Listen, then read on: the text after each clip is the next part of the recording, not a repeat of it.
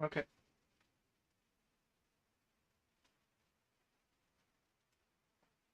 Yep, looking good. So, I dug up this old model, this old file again. I'm pretty sure it's, yeah. Uh, Again, the mic issues are the same as last time. It seems to be completely peaking or just going backwards. I can change some settings, but it's not really showing much change. Anyways, I'm back in this world again. I think I've set this to a little bit low. Yeah, okay. I've I don't know if I showed this last time, but I have found this village a while ago, and I've been slowly building walls around it and making it livable, survivable. And part of that, when using flowing fluids, is that the water in the farm has been running out, and they were basically starving. I mean, not starving, but not reproducing at all. And so I've built an aqueduct powered by that windmill, and that just transports the water over. Now the next thing is I want to make these walls a little bit better. I'm gonna see what the highest point is and then make them solid, solid city walls. Like like in some fantasy anime or something. So it's about from up here. I don't know if I have enough bricks, but I do have enough concrete. I know that much. So once this side is fully complete, I can, you know, fill the middle in with just white concrete and have the exterior facade be these bricks. I've also gotten some gray concrete, but not as much. That's a bit more. And I've got only here. I've got stone. Yeah, I've got less than I've got stone.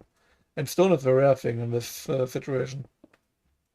Like I would need to actually decimate a mountain to get a lot of stone reliably, because I can't really farm cobblestone the normal way.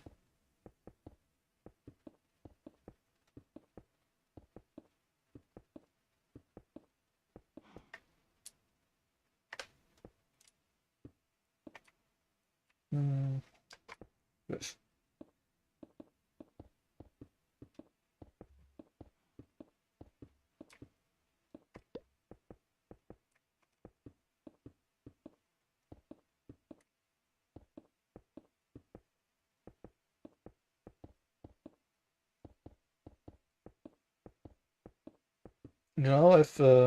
I just watched a video about mad cow disease in Britain, and I find it amazing how reliable that government is in being absolutely terrible at handling any sort of difficult situation.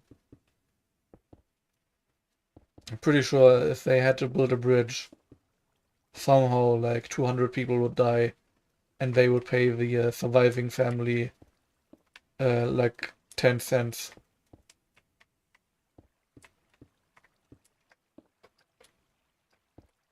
And also a bunch of scammers 20 cents somehow.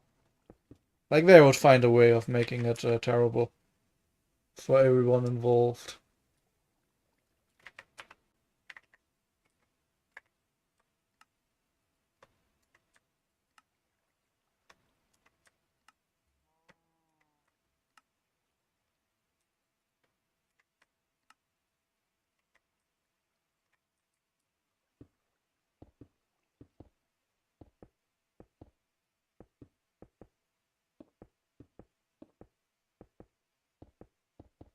Having them outside of the EU at this point is pretty good because, if they were to handle any sort of difficult situation, uh,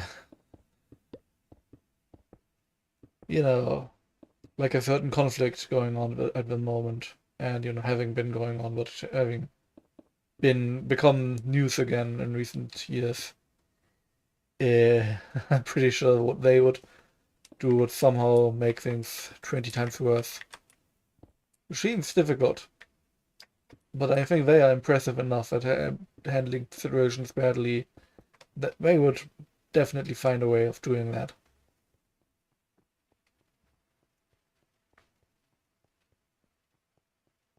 Like, I don't know, they would somehow add a third conflict member to that whole situation. Would just have a claim to the land and says they own it, all of it, all the time, forever, since forever, and all that, and somehow hate the other two actors just as much as is already happening.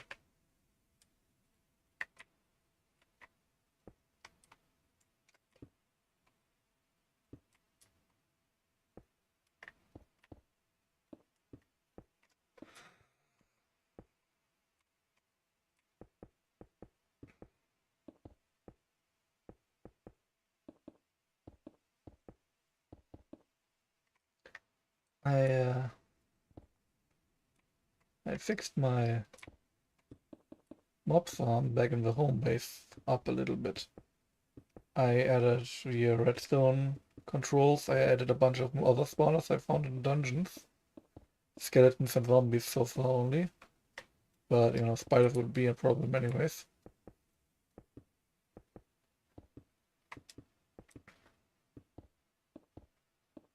And I've also reworked the way the conveyor belts work, because the old way had blocked it constantly because they kept bumping into each other.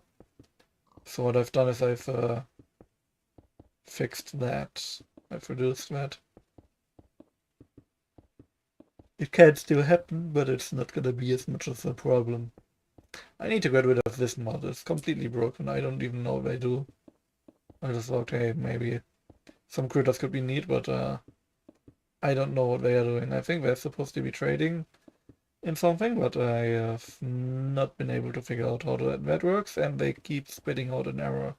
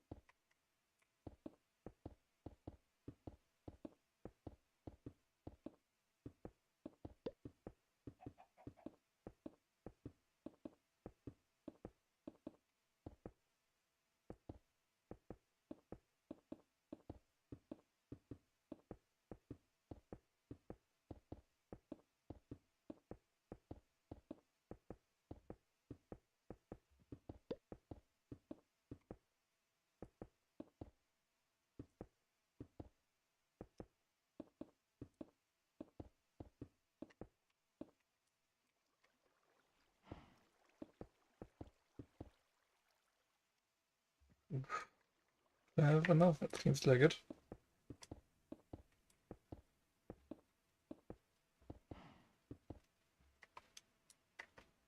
Let me show this a little bit. I dug this canal. It's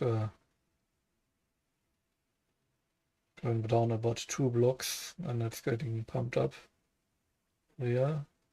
There's a speed controller in there, and that controls, makes this go at maximum speed, making these pump out whenever there's any air blocks in front of them. But because it's just this tiny farm over here that it's filling, it's not happening a lot. So it's a little bit overkill.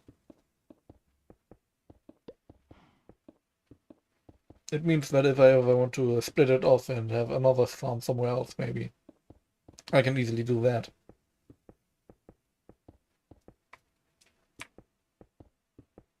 I'm also gonna have to need. I'm gonna have to think about the gates. I've got one over there and one over here for now, but I just left them open because basically the inside is completely spawn proof. So only from the outside could be any danger. And so far it hasn't really happened a lot. But the danger does still exist. And I may want to put a daylight sensor up to have those closed occasionally. At night, at least.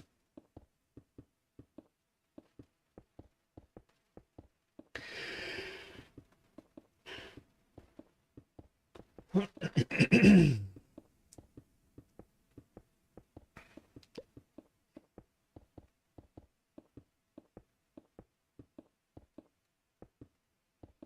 think the next time I'm doing this, what I'm gonna do is I'm not gonna have water spawn in from some mountain somewhere, where it's not gonna reach very far, and I'm basically either forced to live where I am or have it not really be a danger, and constantly lag my game out.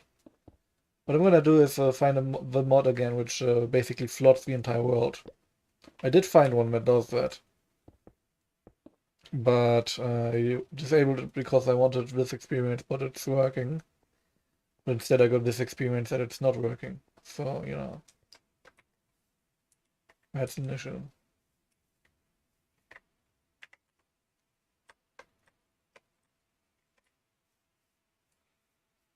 I'm also not exactly sure how villager breeding works. Like, I built them beds and houses, but I'm not sure. Something's missing for them, and I'm not sure what. A bunch of pages.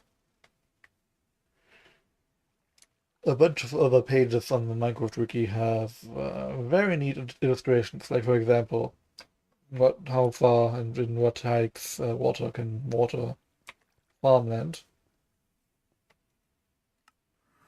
But there's none for a default or good villager breeding setup. These yearn for death, don't they?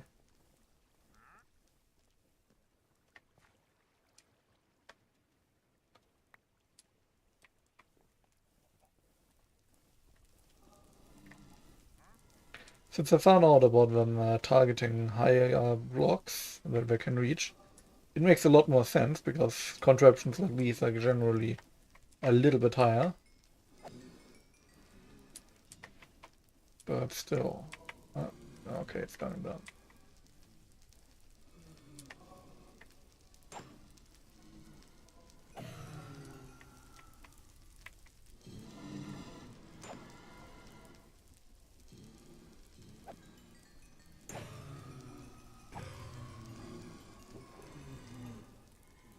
These backpacks are an issue.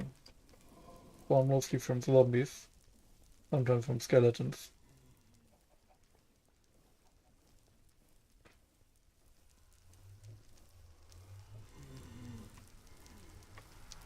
I've left this gap because that seems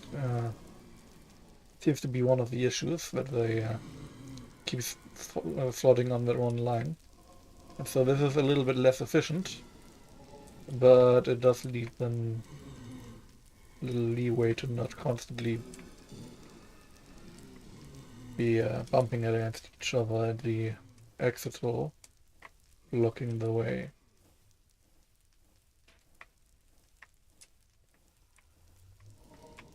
Oh, and I finally got an enchanted library for collecting enchanted books.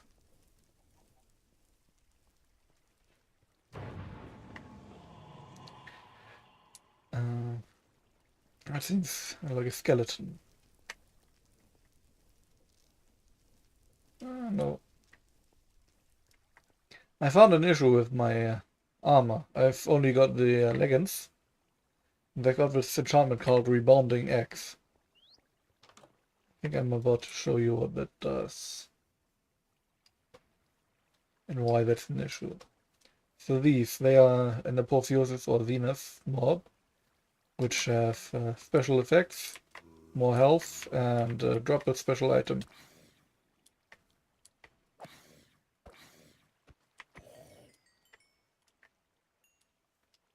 Unfortunately, one of the enchantments on my sword can convert it into experience randomly. But that's the theory. Now the problem is my leggings having rebounding 10 means that there's a small chance that an enemy that hits me in melee, so skeletons won't have this issue, will be basically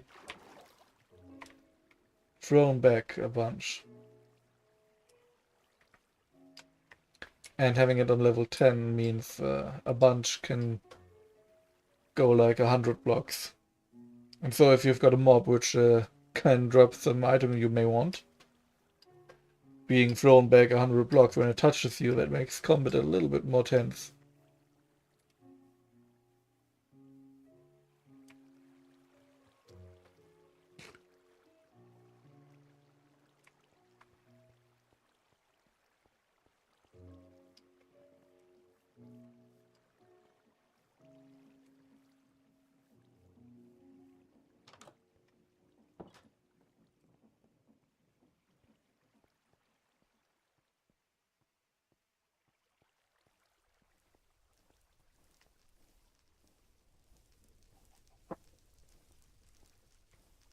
I want to see if I still have that world. I tested all of them in this instance, so all of the worlds are in here.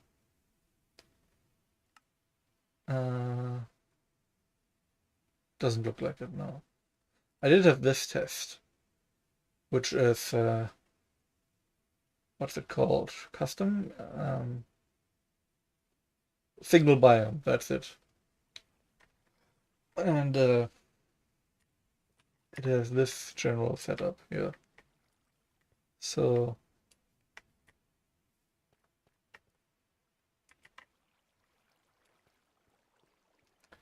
this is a very basic setup. I changed the mods here, and one of them had this flooding anyways, so there's a bunch of flooding water mods. Here's the this one I added a road border, and I had it all be Stony Beach, I think.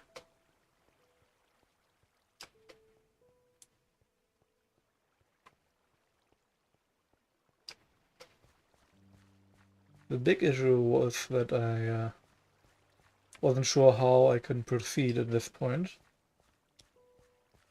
I did find a tree, but it was an azalea, so I need bone meal. And to get bone meal, I need a farm, and to get the farm working, I need the,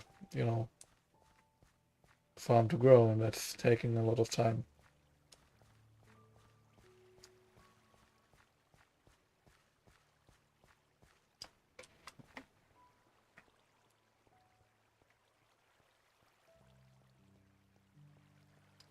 Especially since I'm pretty sure it's also lagging a lot.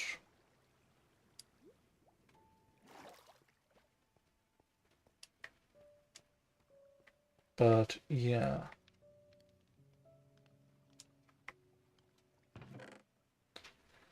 This is the situation I'm in.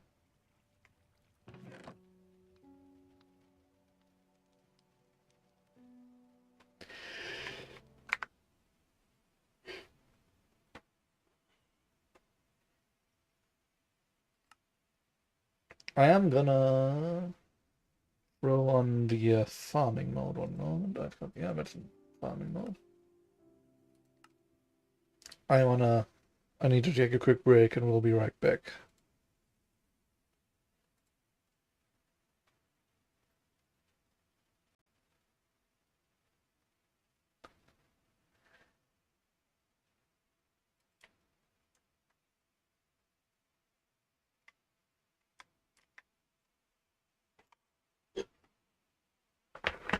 Oh, that's, I muted the wrong one.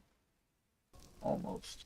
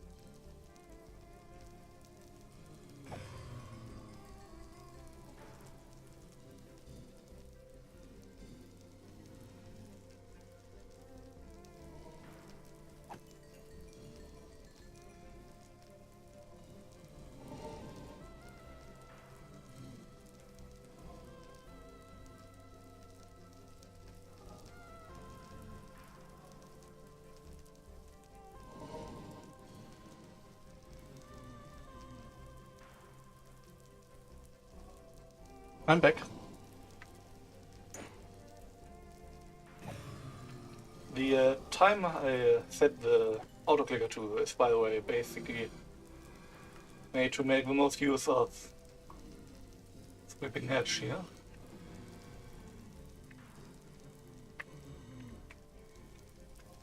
What was the way I figured out possibly a good way of... he killed himself somewhere. I figured out possibly a good way of making a cobblestone farm. The only real issue is transporting lava, but I think I have... yeah, I've got ender tank. No, I don't have ender tanks. But then chests, they can be almost as good. I don't have ender tanks. Right. Yeah. So, here's the idea. First, get this. I'm gonna use the axe because that's more reliable. The knowledge of the ages, deleting all the drops. And I'm gonna need 4 leather for the bag. 8 actually, because I'm gonna need 2 chests at least.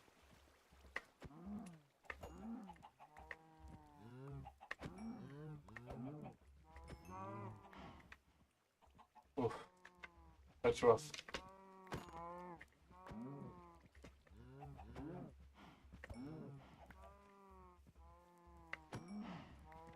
It does make 1 chest per item, right? Yeah, yeah, yeah. 5, 8. Okay, the rest of you... I'm gonna need more. I'm gonna need a lot more. There's another thing about the flowing fluids mod. It basically makes them drink when they breed, so you need water for animals as well. Otherwise, you know, that's just not gonna happen. I wonder if that's a thing with villagers too. Do I need to pipe water through each villager house? That would be intense.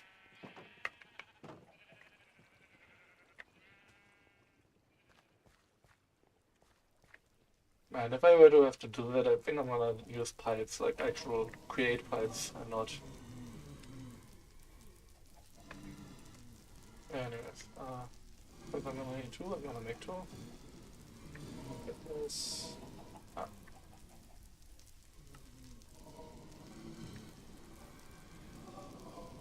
Okay, and this.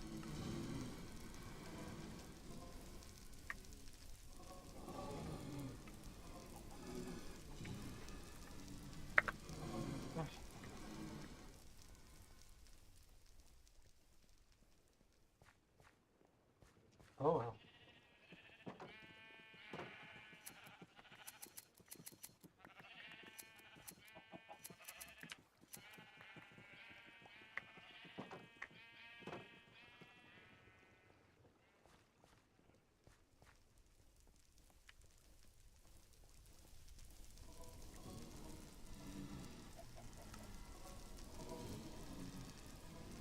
Okay, now, here's the situation. I do have load. No, I'm gonna need one of them at least. Chunk loaded. These are gonna, you know, keep the chunks loaded. Oh, look at that. Got a visitor. Oh, that's the llama. Alright, I'll keep that. Okay. Yeah, so here, this strange station, I never could get that to work, like, through the portal. One thing that really annoys me is that I made a 3-wide one to make it fit with the rail, and then it makes the 2-wide one over here to not fit the rail. But anyways, the purpose of that was to have this transport lava back and forth. And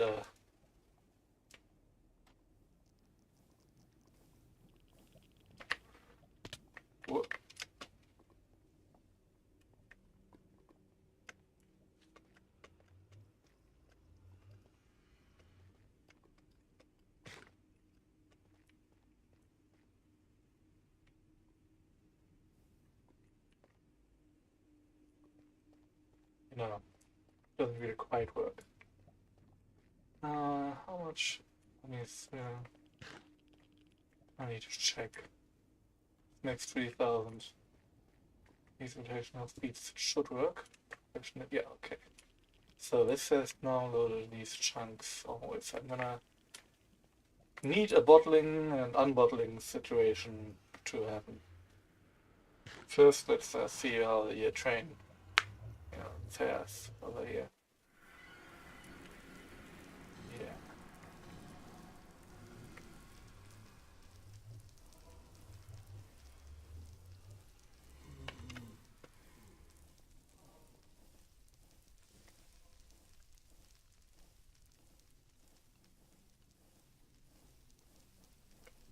That's not what I pushed the button for, but whatever. Okay. Anyways, basically it doesn't really work the way I'd like it to, but okay.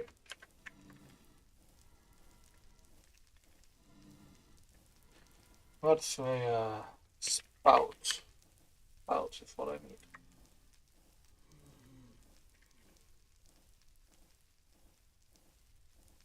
Casing or tank? Casing.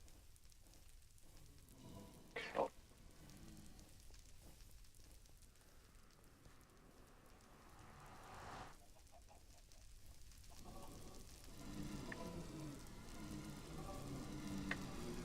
I'm going to bottle, or rather fill buckets of lava. Those are then gonna be used to transport the lava through the chest over to the overworld, where I will unbottle them and use them as I see fit. Now I could also make a farm setup, but having the finite fluids mod, I kind of want to have finite fluids, so I'm not going to be using any duplication, things like that.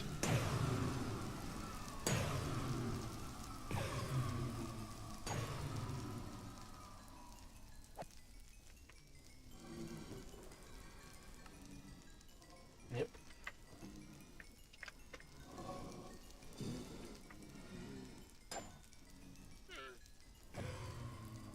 There's a llama here somewhere. Is it?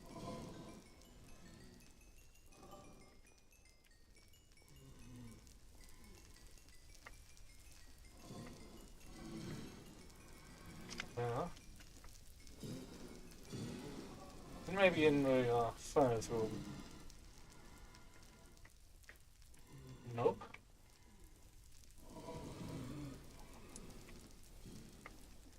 Come out.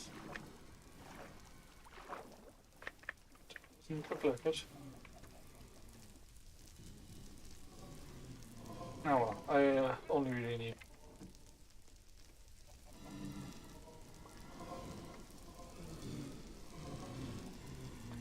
Never on me. Where is that thing?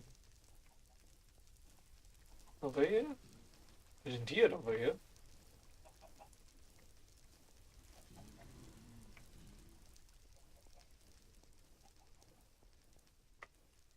I know it's not that one. That's a bit far away to be making noises. I could still hear.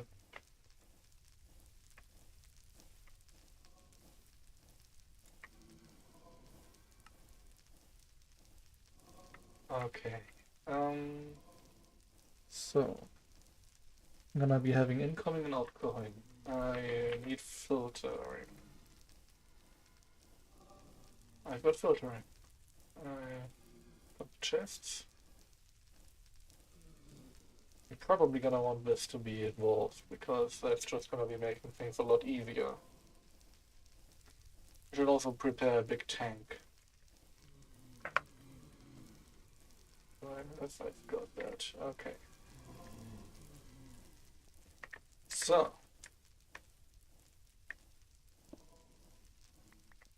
That's a good spot for a tank.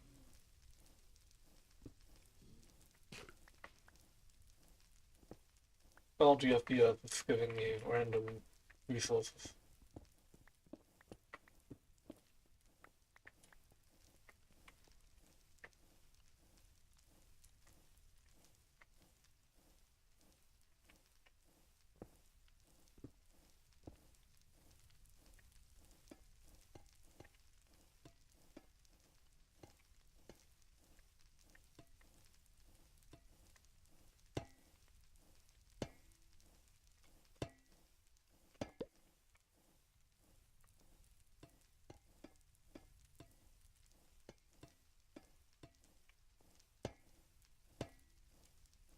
That'll do. How about drain? Need a drain.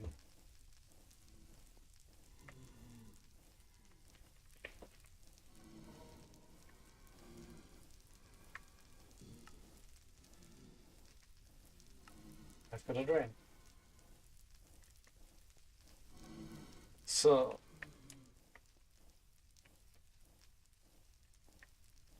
this needs power.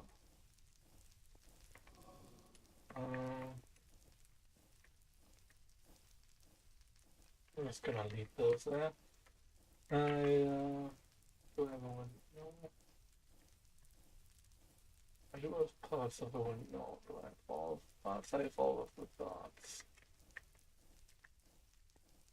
Okay.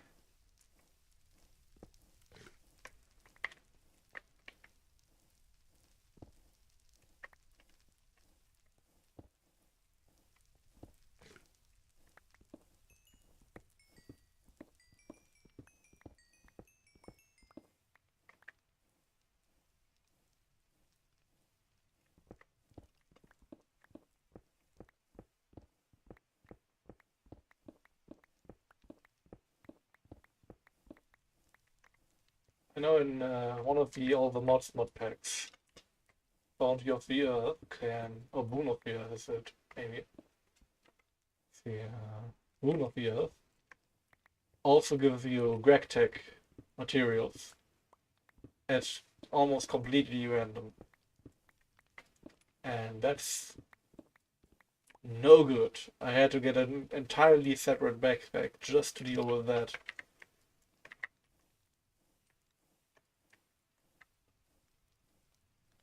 Anyways. So, if I'm gonna have that turn, I'm gonna...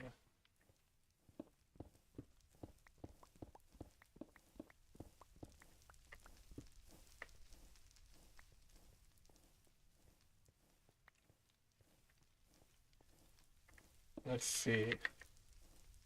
Drain goes... Oh, let's put the drain over here.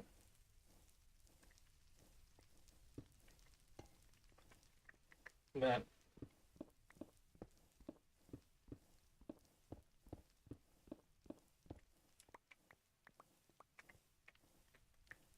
it's gonna have a conveyor running into it over here.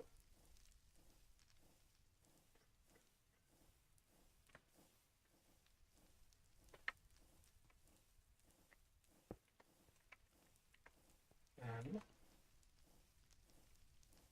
it's gonna go over here.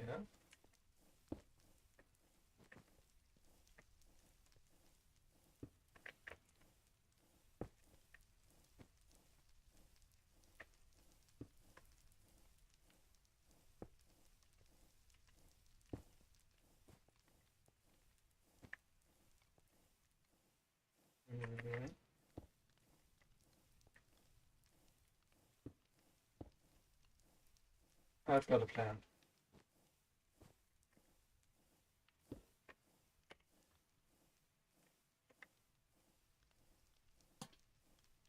So,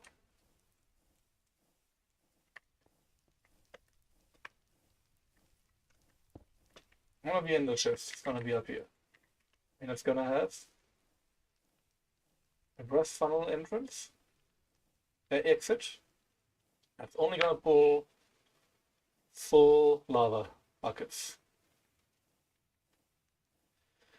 It's got a bucket over here. Here. I wanted to see an underside funnel so I can that'd be proper. Like if you look in here, it's not a lot of space, but it's, you know, linked. Do I have any lava? I do. Perfect. So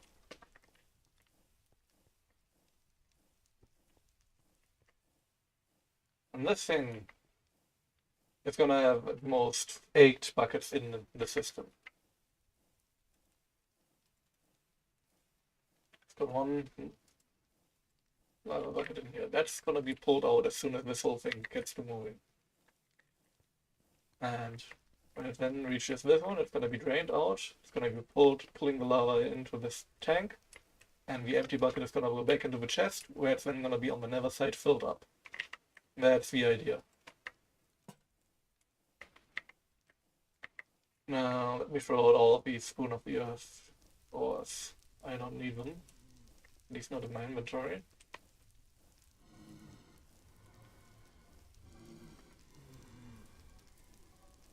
Cog. Don't have any of that. Okay.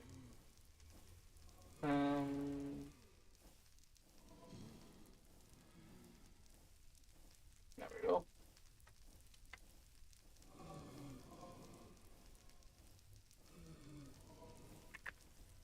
Yeah, perfect, perfect.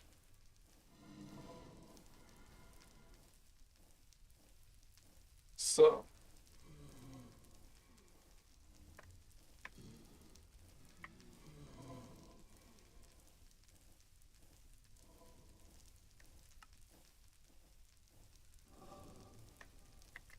that should be all I need.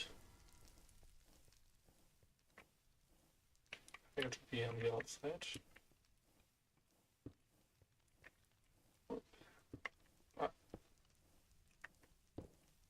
And this last one is not going to be needed at all because it's already connected. Yeah. Okay. Now that's getting a windmill. Doesn't need to be fast at all. I just want the constant flow of lava.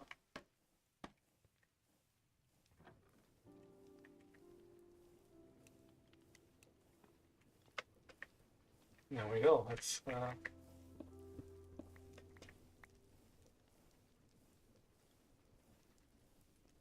didn't say I don't want it to be fast at all, but I maybe just a little speech.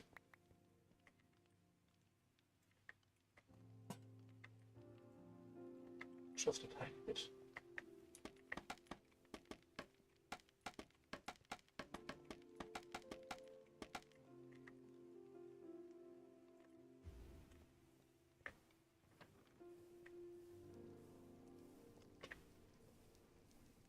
Working perfect.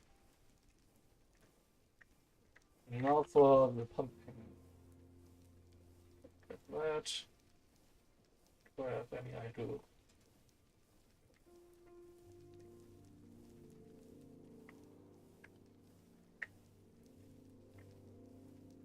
I wonder.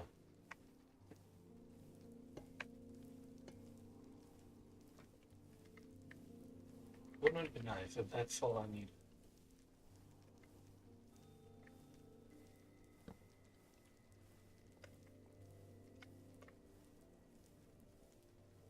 So let's go to 100 lava units. Yes, it works. Okay. Perfect. So, the reason I only want 8 units in here is so that I can never have it completely full of lava and no space for empty buckets. If I were to have any more, that's, gonna get clogged at some point. Now, on this other side, on the nether, first of all, I'm gonna disable mob briefing because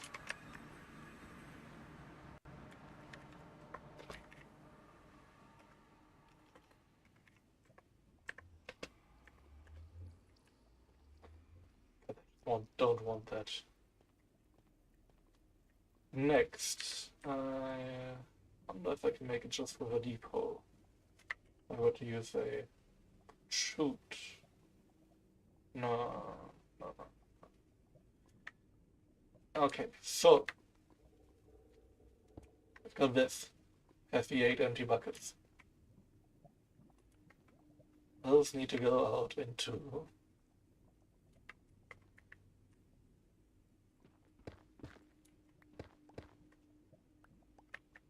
a spot. It's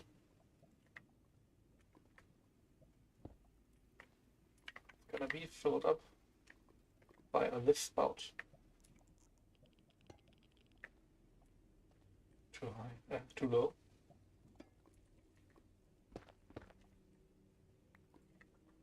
Start top, go down, and lava. Now, oops.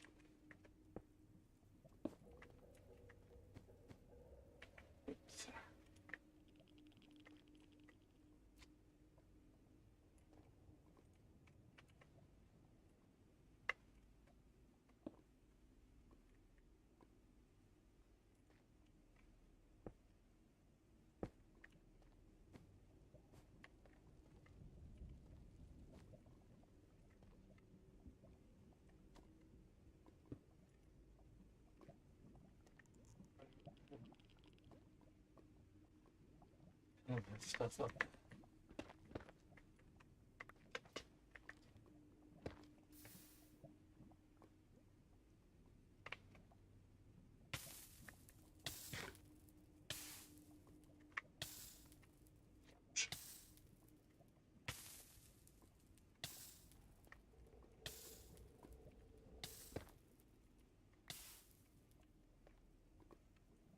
That's a big problem with the flowing fluids mod. Also works on lava.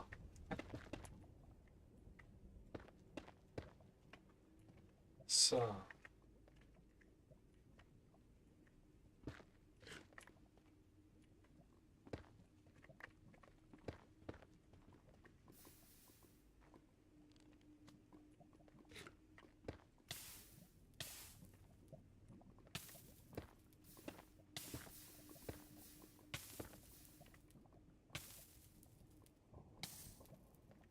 Always gotta be prepared.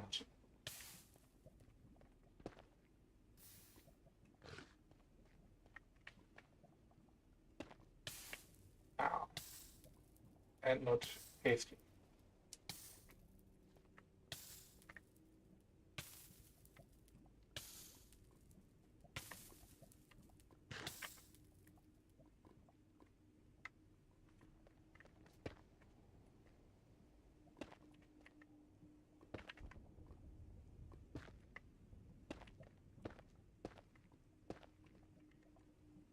Okay.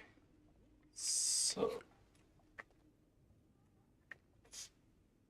That should already be full, that's fine. So.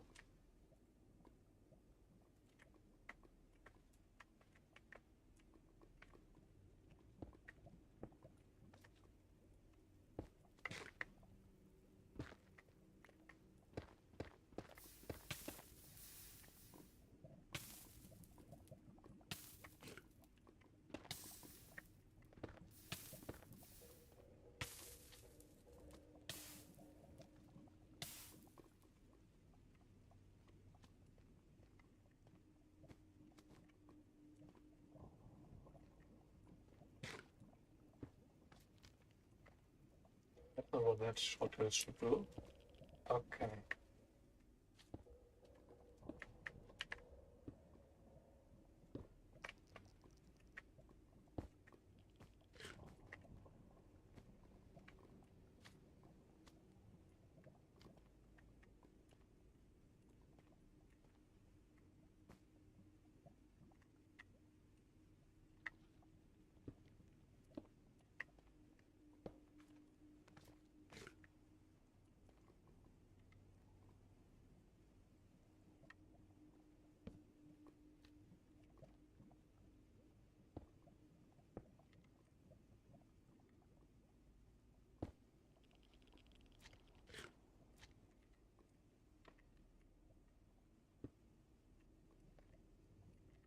So.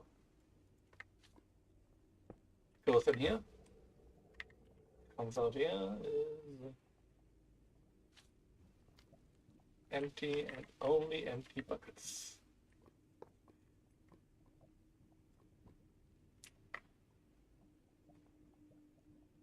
I may have done this incorrectly.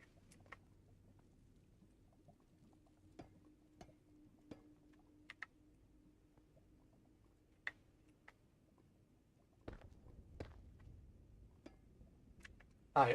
Okay.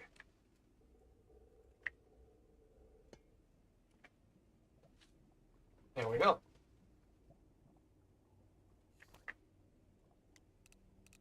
Exactly.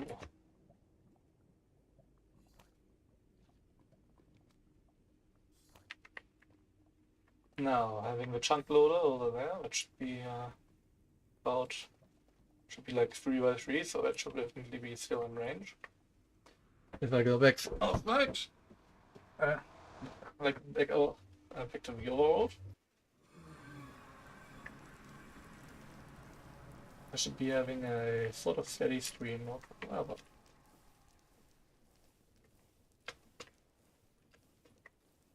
At snail's pace, even. Yes. Yes. Perfect. In about 10 minutes.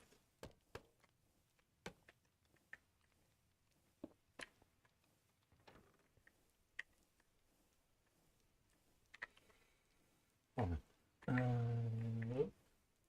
Not big, right? No, big to small. Yeah.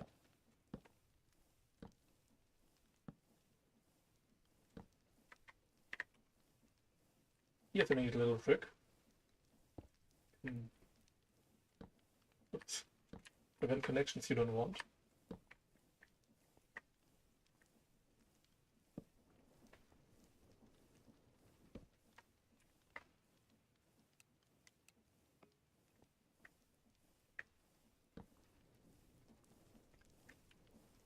Using casings like those.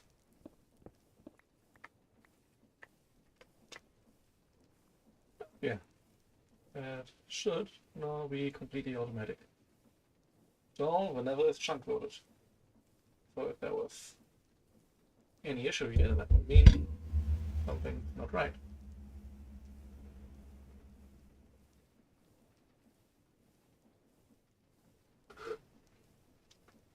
Which it can't be, because for change, I've actually thought about this before building.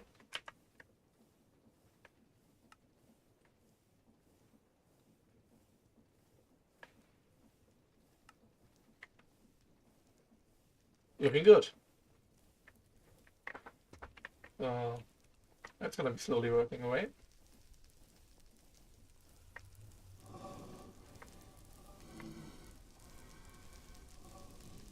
If I had more spawners, this would definitely work a lot better. They would actually automatically push themselves. I could also be using fans, which are not quite as mechanical, like in how they move them.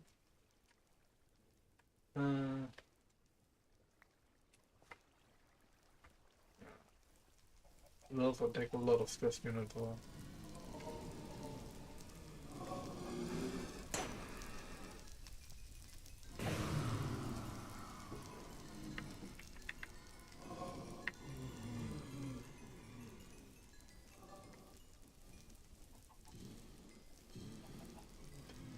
Yes, I've also changed my diamond setup. I've made it a complete ore production setup using the sifting mod. Since I can't make cobblestone easily, I can't really rely on washing gravel and sand for all those resources.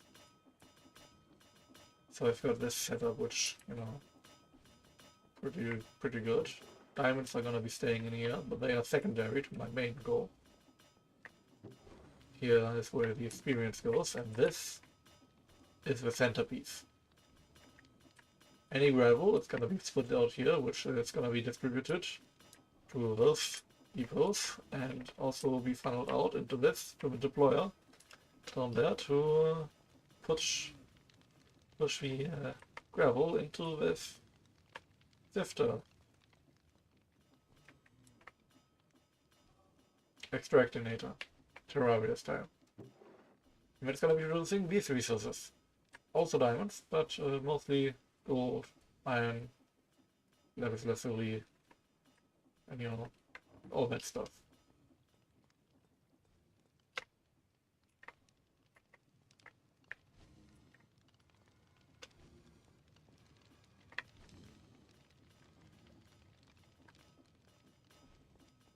Now, if I were to further automate it, I would also automatically crush the ores, store the other items.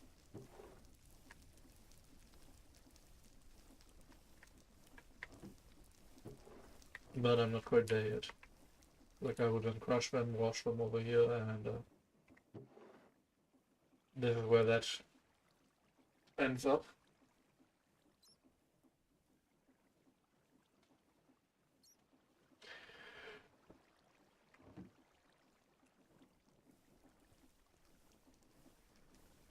And that's it for new stuff on that front.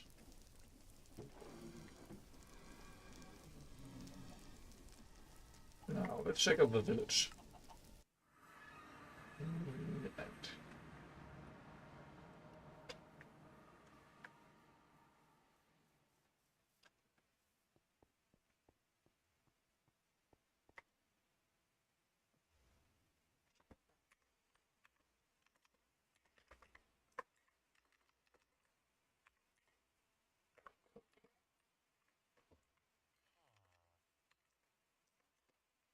I need that for a village really to even be possible, even if they seem very reluctant to do it.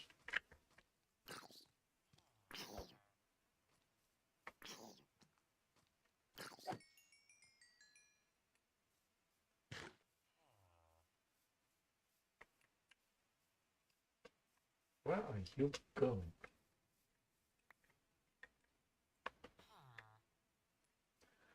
Oh well.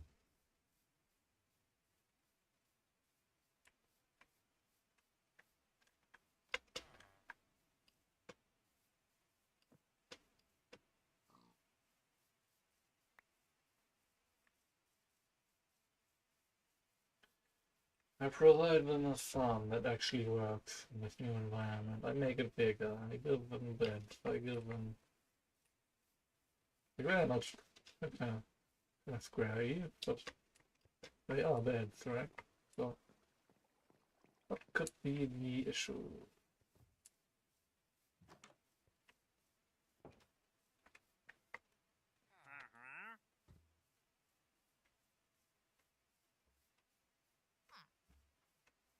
I would love if I could find like a checklist of reasons why they are not reading at all.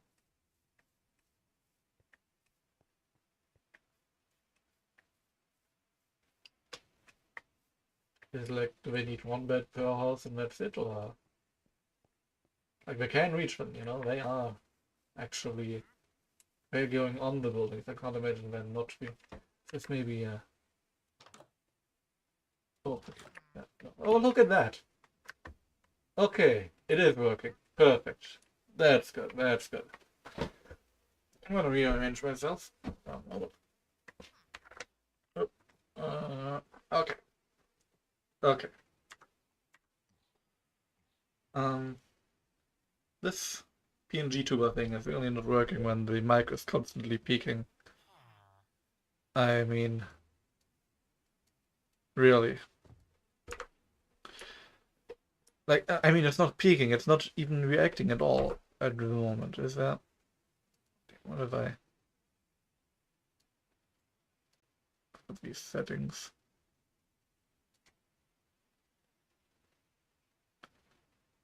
Okay.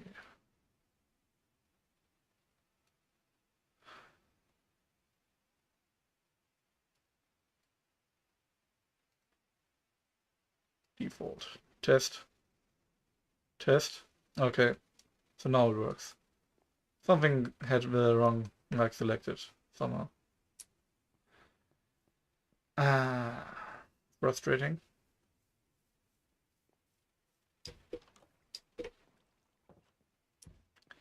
So,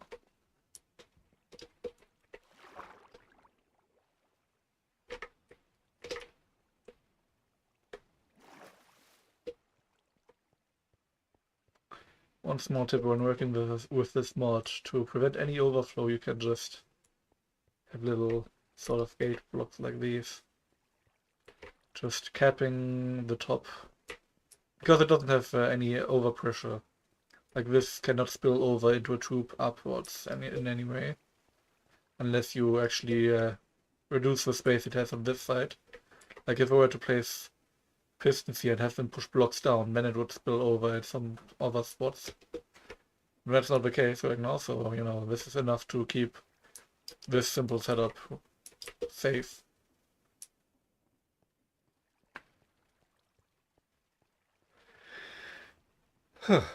Okay.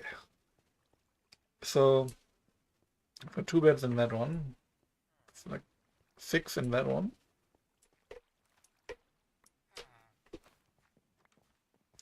That should definitely fill out all the jobs they have.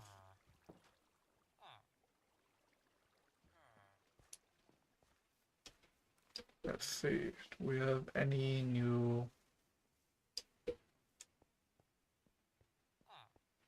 Nope, still this guy.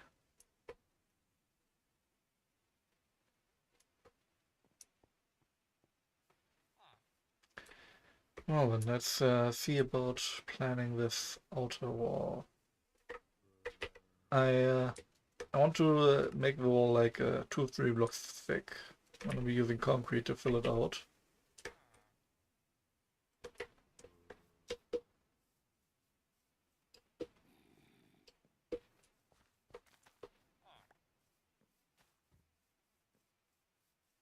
Just a small visual glitch. Hopefully nothing bad's happening.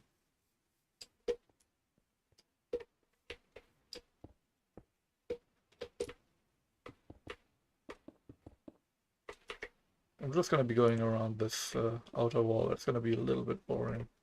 If I had made this wall circular, it would be a lot easier, but alas, no symmetry around here.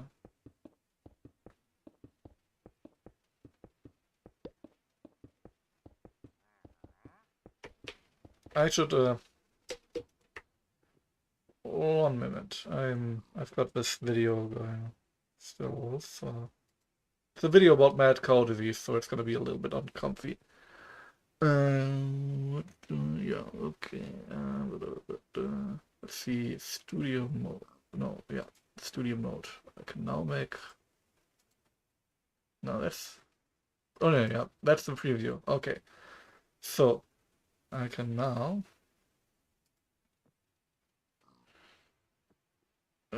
Window capture. Which, yeah.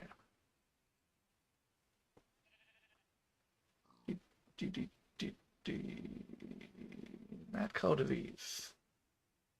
Cropped up.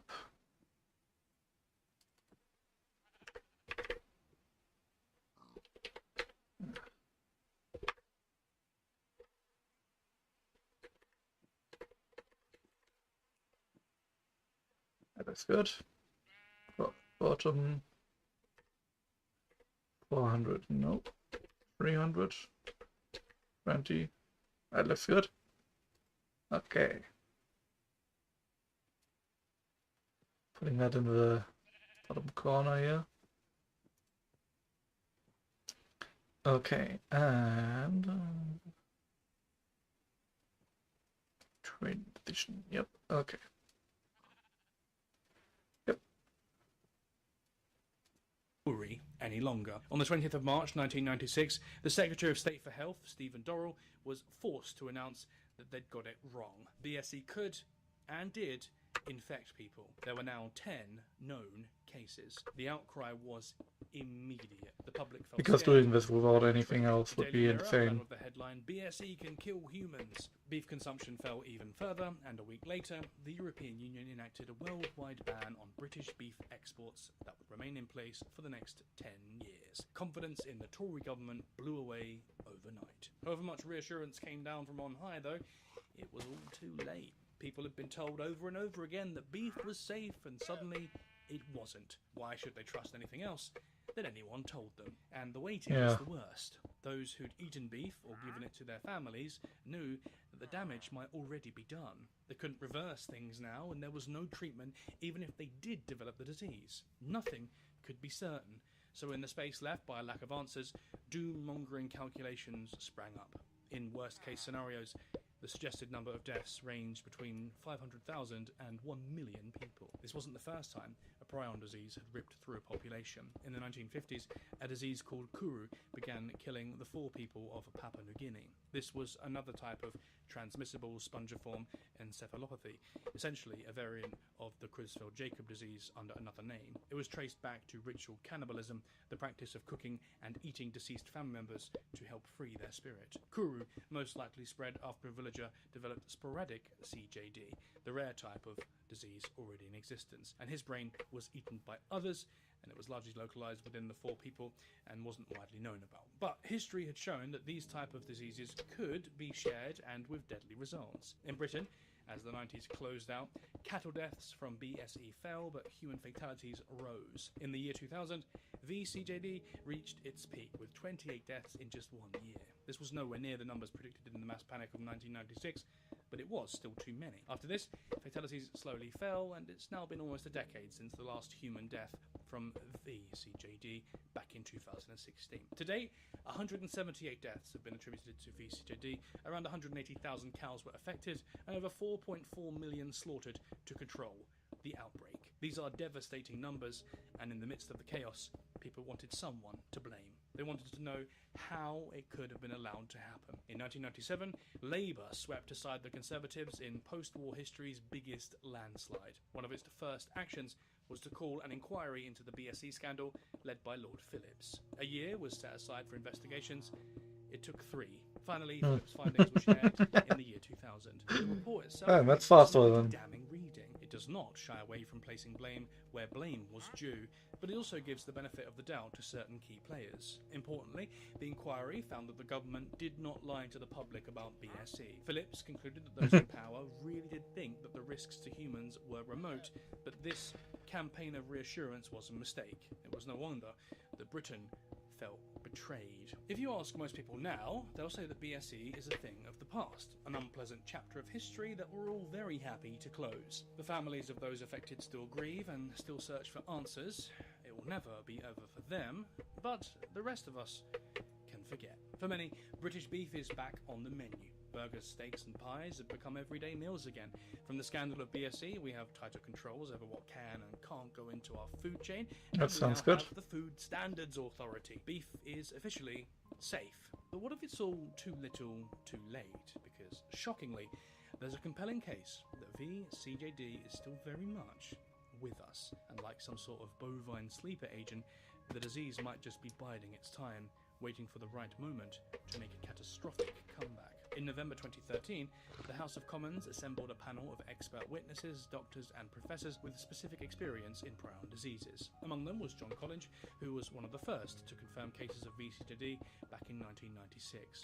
As part of the Q&A session, the panel discussed the future risk to public health. A startling detail emerged. For several years, Drinking glass here. studied the Kuru epidemic in Papua New Guinea. That's the CJD cannibalism case that I mentioned earlier. While some sufferers there died within just a few years of infection, others experienced incubation periods of over 55 years. Oh, that's There's bad. a massive difference between the incubation 55 years is insane. This isn't just a chance, it's a matter of genetics. The key lies in certain amino acids within the body. In Britain, those who fell ill with VCJD during its first few years all had the MM genotype. In both cattle and people, this is linked with a short incubation period. Symptoms tend to show up relatively quickly within 5 to 10 years. But only around 40% of the UK population has this MM genotype. For those with others, known as MV or VV genotypes, there's a much longer average incubation period. During the Kuru outbreak, the potential time frame of 50 plus years was for human-to-human transmission, humans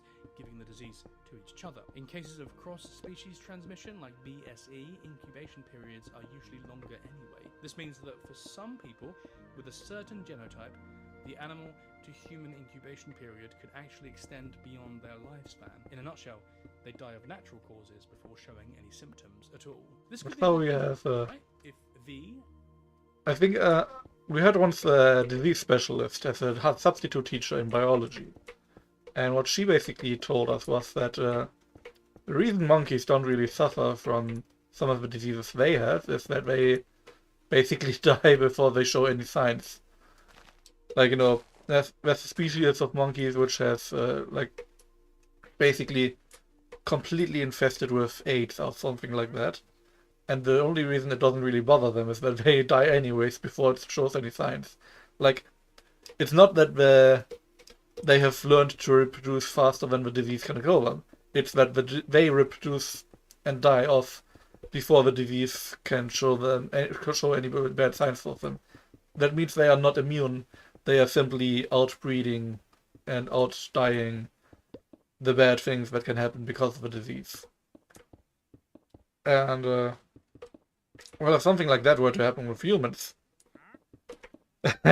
humans also reproduce, and if that stuff then sticks around in the child, that could lead to generations of stillbirths in a good in a good case, stillbirths, and in a bad case, kids who are born who will die in like 5 years after being born mysteriously until somebody figures it out.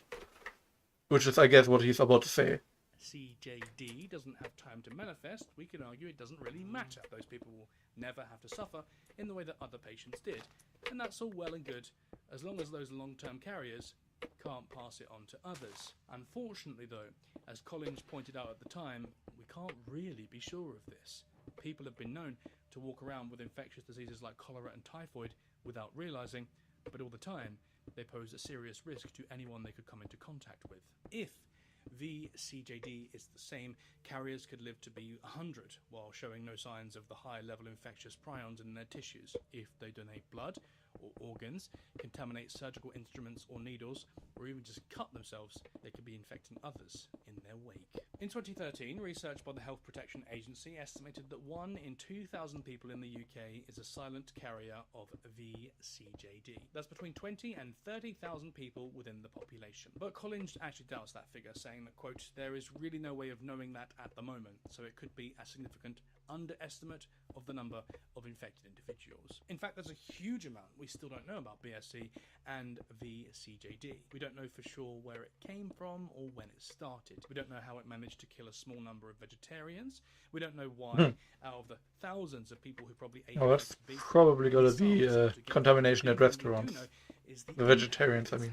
For the families and friends of VCJD victims, it'll never go away, and all those questions and uncertainties only make it worse. Frances Hall, whose son Peter was one of the first to contract the disease in 1996, has spent years working with other bereaved families. She said, quote, the effect is like no other illness. Somehow, you can come to terms with losing someone through an accident or a natural disease, but these families feel their child had been murdered, yet nobody is going to be punished or even apologise. BSE, mad cow disease, was a scandal that defined the late 20th century, but there's every chance it's not over yet. It's died down, yeah, but it's not died out.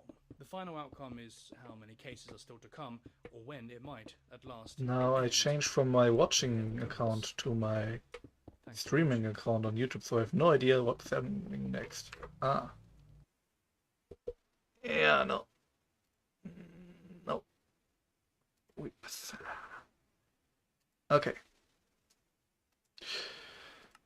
I mean, I made some progress. I would still want one layer, maybe two.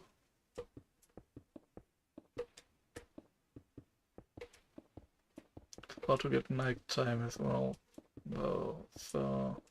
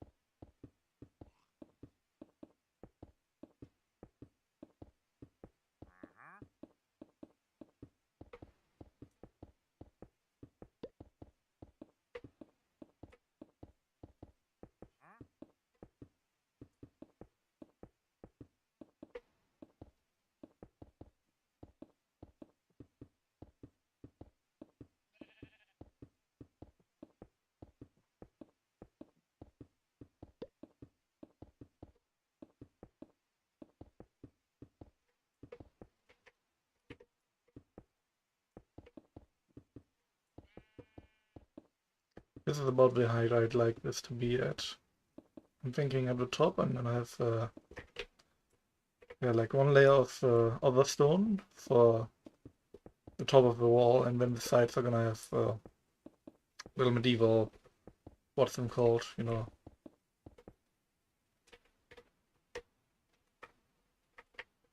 Now, do I have any andesite? Smooth andesite. Andesite casings. Well.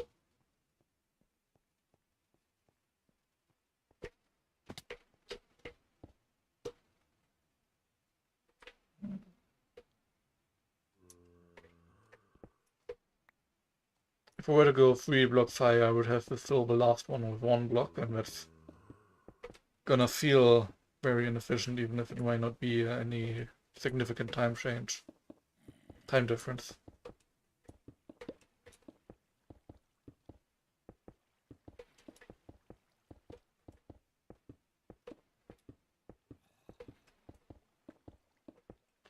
Full-on mode could be neat.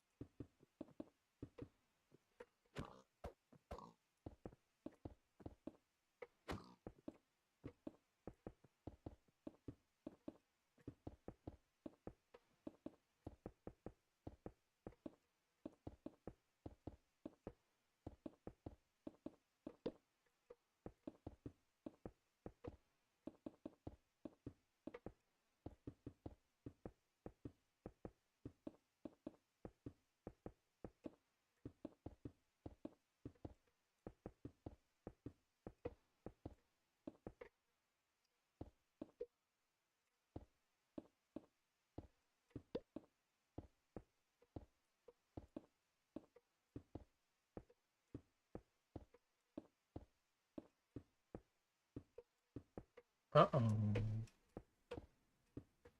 Got access.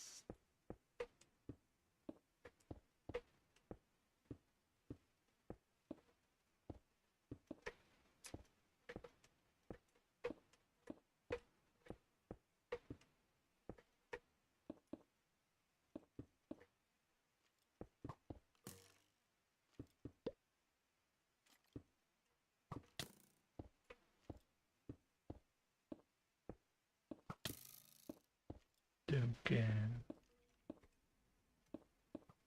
Dang, that's a lot of creepers.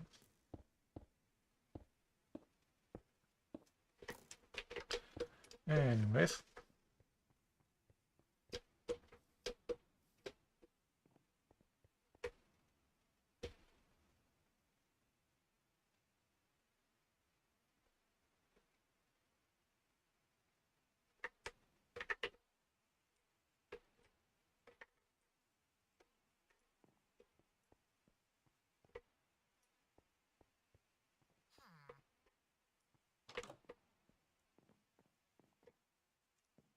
Okay. And so we'll be working.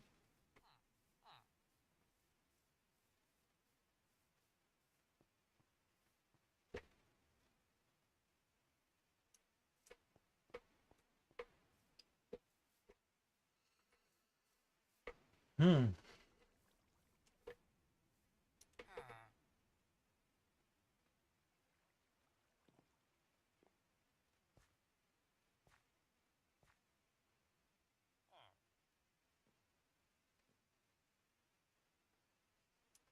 Man, if there was some kind of job to do. involving fully grown wheat plants. This sure looks like the place to do it.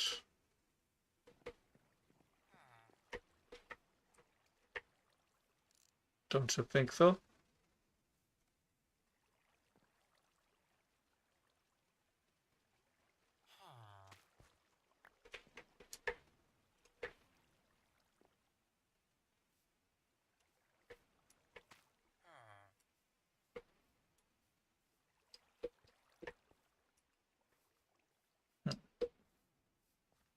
Just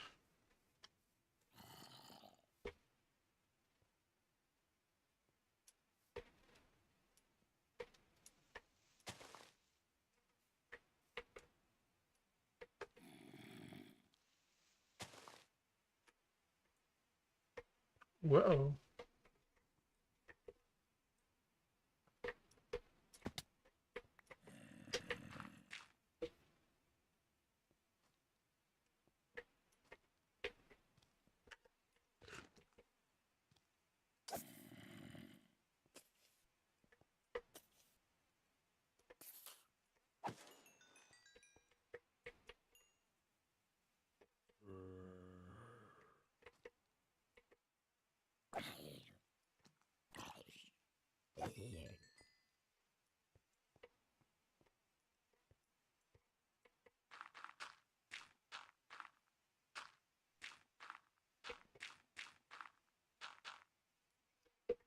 Just keep the noises from enemies a little bit away.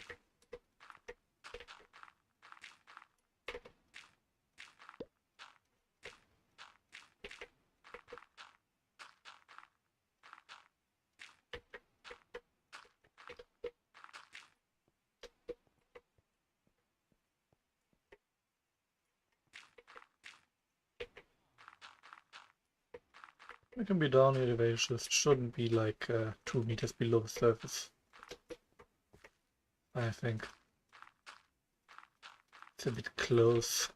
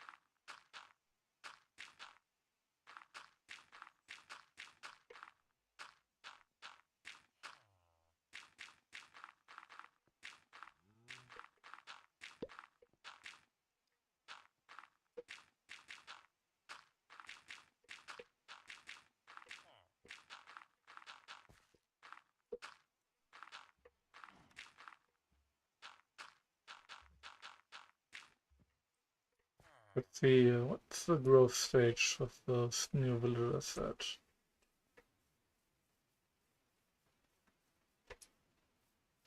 We've got another farmer, so that's pretty far. So not disturb them in their native habitat.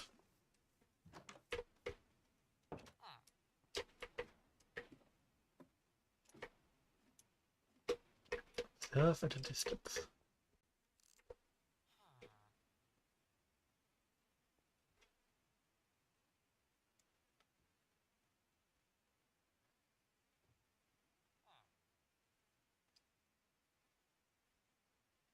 A new specimen. It's claimed its own composting bin, and it has begun joining its elders in working the land.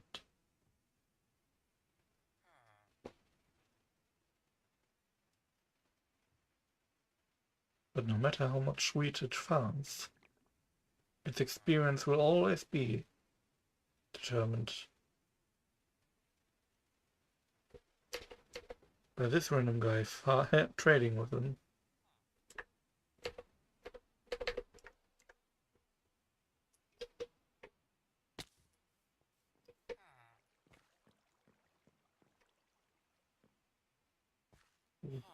Ooh. We even have carrots? Not on me. Well then.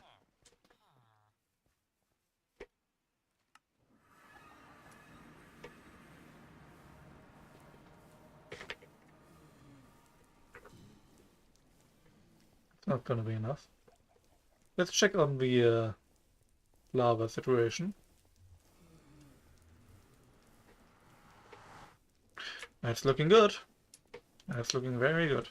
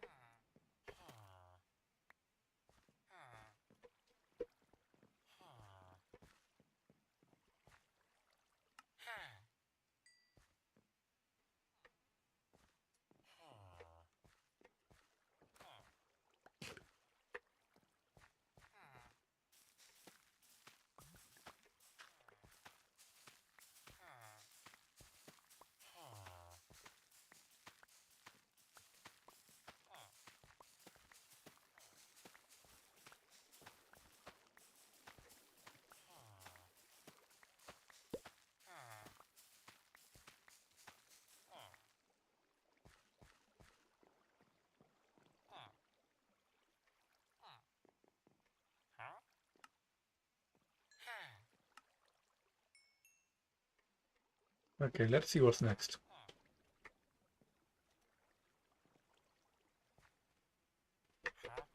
Mm-hmm.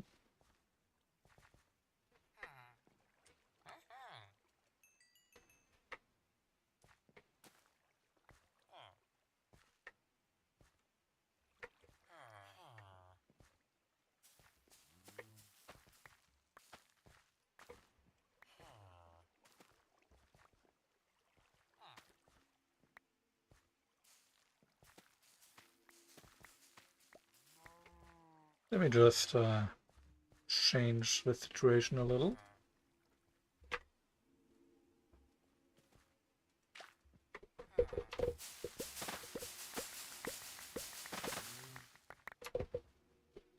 Alright then.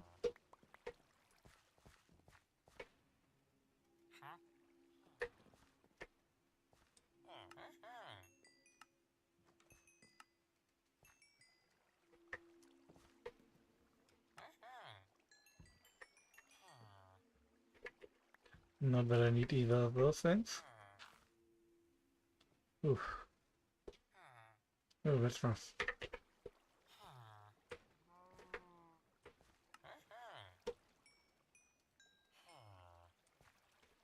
Let's not trade over the limit. No.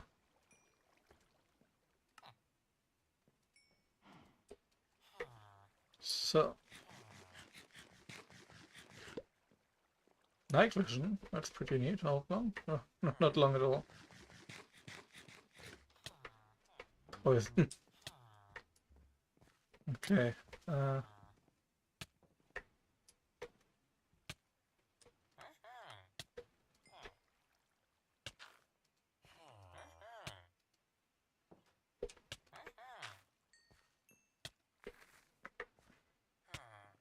Let's see what we've got at the end. Probably, once again, some random gold stuff.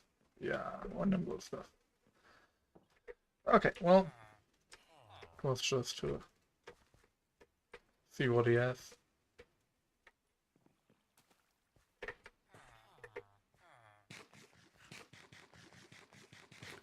we got another new librarian, maybe.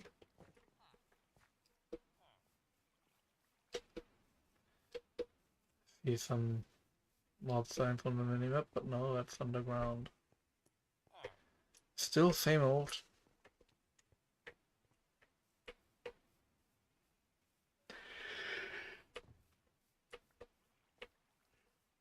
I mean, fortune is nice and all, but I can literally print that. I mean, not yet, but I do have the machinery available to me to get started on printing that. So, you know, not really a priority. Oh, I guess I had more bits than I thought.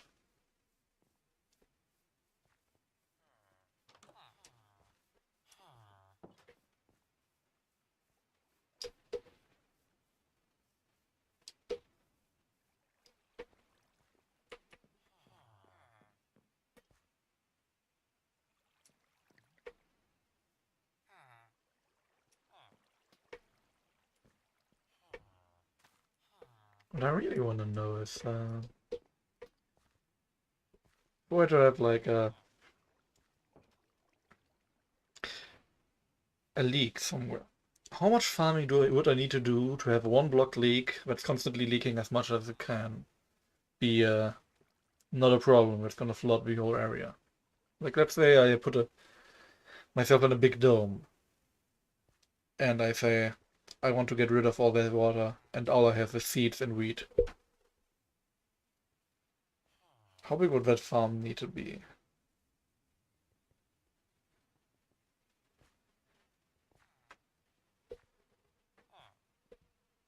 What I don't know is if farmland by default takes moisture to be, you know, wet. I don't know if it's the growth ticks that are causing this. I can actually test that real quick. Let's test it with potatoes or carrots.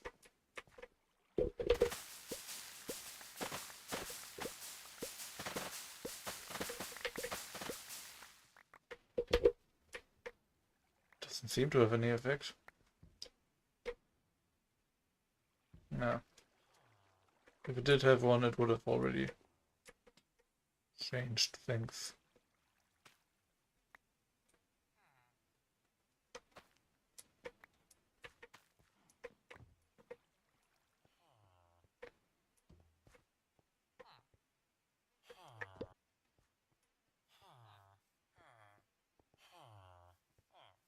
Oh, internet problems. OBS disconnected. Yeah, completely gone. Oh, am I back? Looks like it. Just had the internet cut off for literally like a few seconds. I know it's literally a few seconds because if it's any more, YouTube is just gonna instantly stream and say, no, actually you're not streaming, make a completely new one.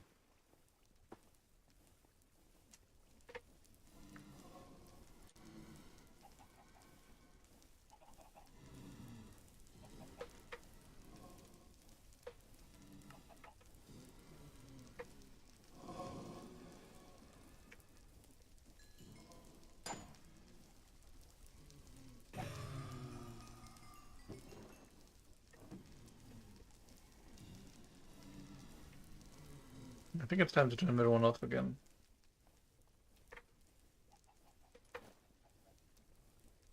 This part always kind of lows. I don't have a proper connection, so believe us.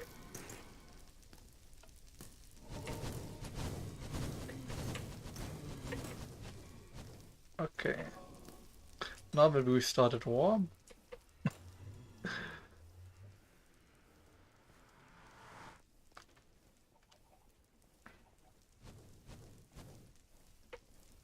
Let's check on the other things here.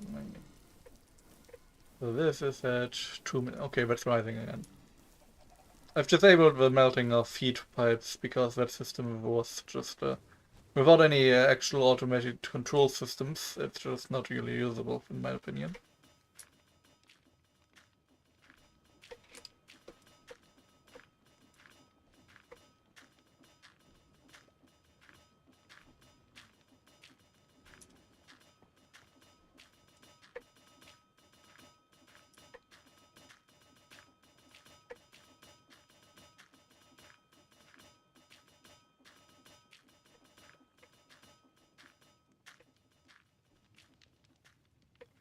Started replacing the campfires and magma blocks because they don't generate these particles.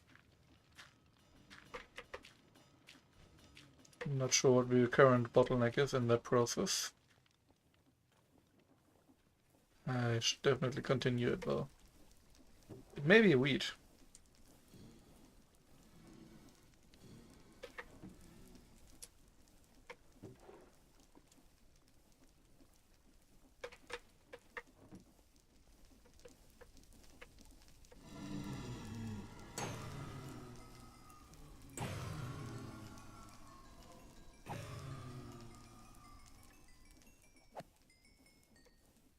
You know what I really want? I've been thinking about zombie apocalypse specials of like random stuff like Star Wars or Marvel and all that. What I really want is a zombie apocalypse where after like half the world has been taken over, what's left over is actually competent. They had their phases of being warlords or killing warlords or being killed by warlords. They had their hiding bites because you don't want to be killed. People, you know, those people, all dead. Or, you know, far away. And I want just competent people. Like Zombieland, but not a comedy. Just living with the fact that the apocalypse happened and it wasn't all that bad, and all things considered. Just slowly rebuilding. Watching society reform from the ashes.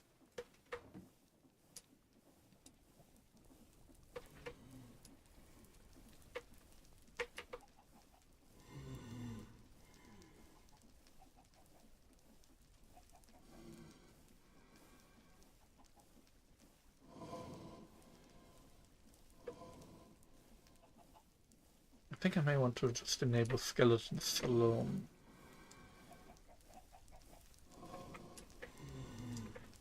Because I do definitely want more bones for bone meal. Why we do got all the blood for the blood god and all that? I should now just need skulls for the skull from. I don't know. Something like that.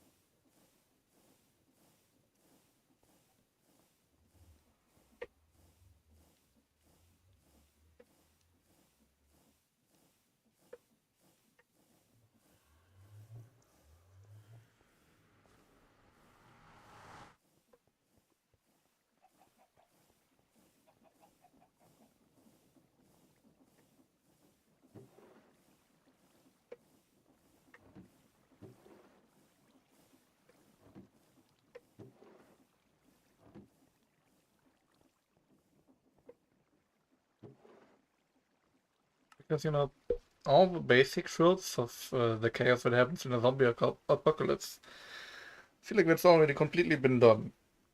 Like, the topic has been explored, subverted, the subversions have been explored, it has been adjusted with the addition of other random characters, and I think we should just be done with all that, and just see if we can make a little neat little corporation kind of show or story, comic book, whatever. I I mostly just want to avoid the the sci-fi, both with a Y, written kind of tropes. Let's put teenagers in a space station and see what happens. Oh no, they killed each other, or went insane, or fucked each other, and all that. Who could have guessed? That kind of thing. Like, oh, what? A station psychologist? Nah, we don't need that. Oh man, basic guidelines for the case that something goes wrong? Nah, everything will be fine. Nobody has ever made any mistake in the history of humanity. We're humans, we don't make mistakes. Just, basic procedures, and if something goes wrong, no, it doesn't. Oh, leadership? That guy. Who? I pointed at him, not that guy. No, no, no, I'm not hiding. No, no, I'm not rolling any dice. It's just that guy. You know that guy. We all love that guy. Yeah, he's been a bit abusive. Maybe he had a bad past or whatever, but he speaks nice. So, let's just all follow that guy. Oh, look, he's making us paint our faces in the blood of our enemies, and I'm pretty sure his girlfriend's dead. Whoops. That kind of trope. I think it's done. I think I think it's time to just not have that anymore. And just you know, explore the scenario for the scenario's sake and not for interpersonal relationships' sake. My mother, she used to watch a show called Marienhof. It's a German thing. Ran for a few good years. Pretty sure it's still running in some form or another. And it's about these people living in a street mall thing. And basically they've got a ton of interpersonal drama all the time. Like intrigue. It's like Breaking Bad, but drugs are only sometimes the problem. And they still manage to have similar levels of issues. Right? And that show exists. And so my big question is, why do you need to write that exact type of story in some sci-fi setting then? Because you can just make more Marienhof. Those shows, obviously, it's been running for decades, like, pretty sure it's a DDR thing. Or earlier even. So it has an audience. I just don't think it's literally the sci-fi audience. Because I'm a sci-fi audience member and I don't want that.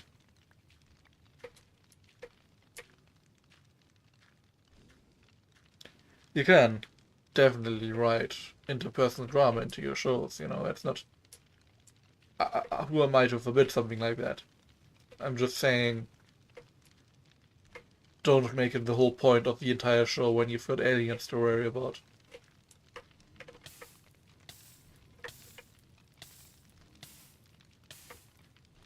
Melting. Is that going up? I don't know. That's going up, okay.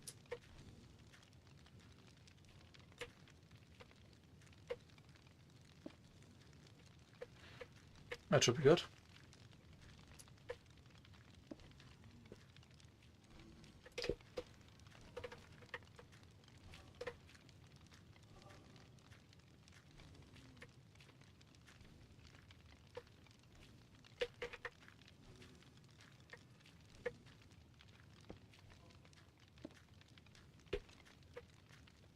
I don't really need any of the heat in the other spots, so I'm just pumping it all out here.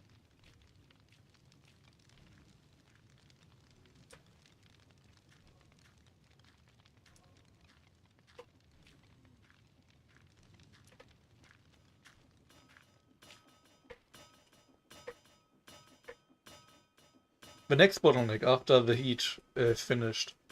I already know what happens if this runs at full capacity, because I didn't have that bypass over here to go back to the steam engine. The next bottleneck is 100% the tree farm. And that is with random tick speed currently being a little higher. So I would need like 2 or 3 more layers of tree farm to honestly feed the process. The issue is all the areas below and above this farm are flooded. Like, I did already extend the roof a little bit in some areas here. And during that process I had a lot of problems. And below this area is because of this little thing, which needs water constantly. It's already flooded, and it was already flooded before that, because there's all these caves.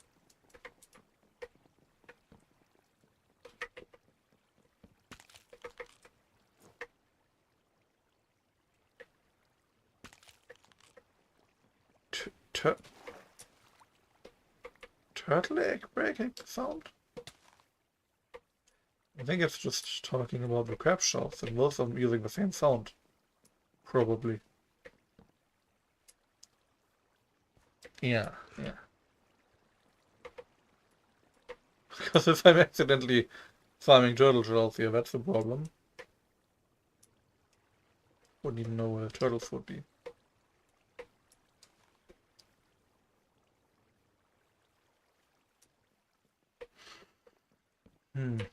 Yeah, look. Up there.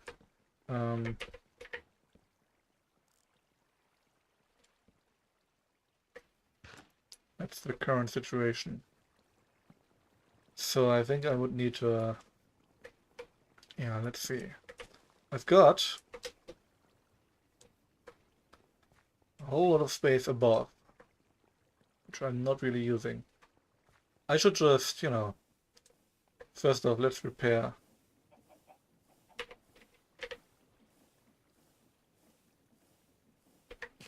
I think it works like that. I can just anvil this. It's gonna be expensive, but it's not gonna be as expensive as if I were to combine with another. Yeah. I don't care. So.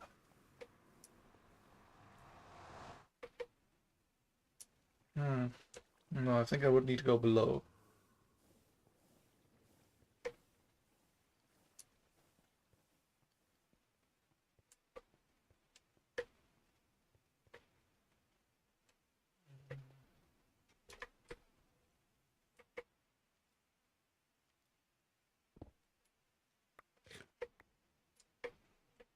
Let's dig down. In case I bump into any water. Hydration jump scare. I can then just leave it be and just use my air tank, which is empty. Let me fill up that before I go and do that. Or...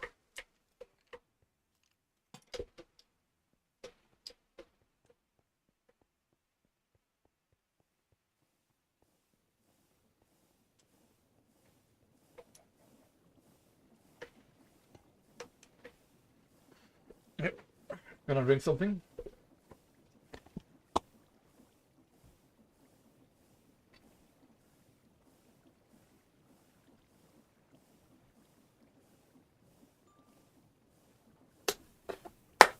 Affirmative thing.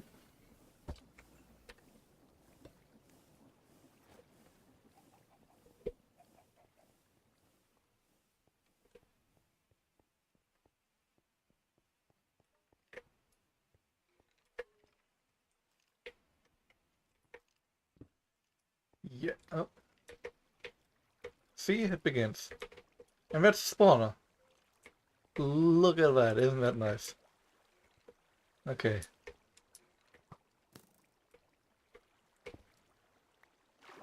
So I did already explore this cave, it seems.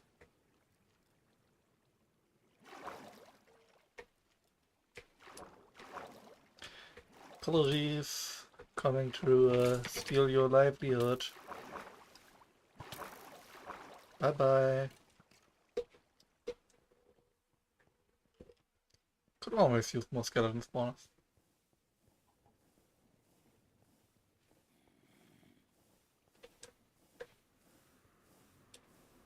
Crazy how many.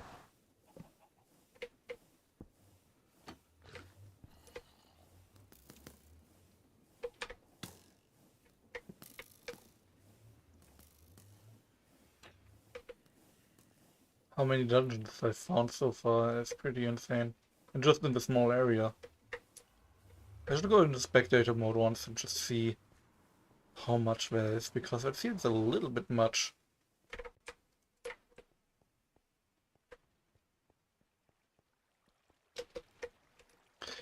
So, yes.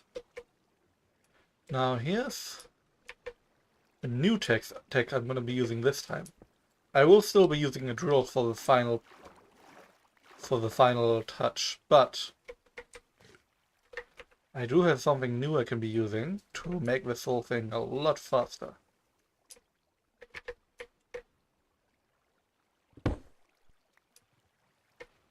Magic. Bam. Bam. And kapow.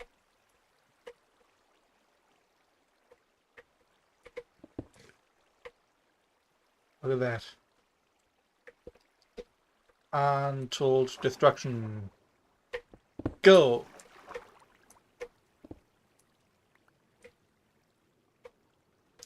And now...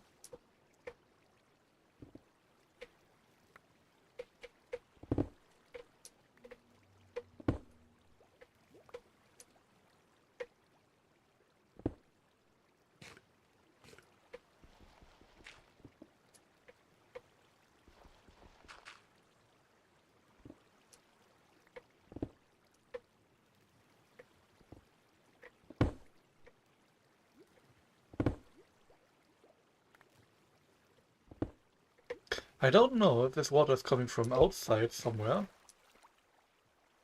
or if it was just here in these caves from the start.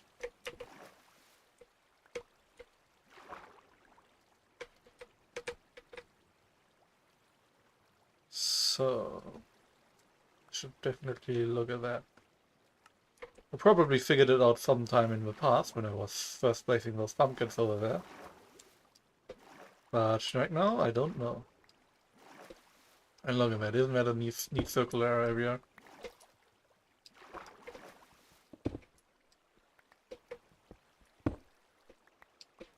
That's by merit of how this works.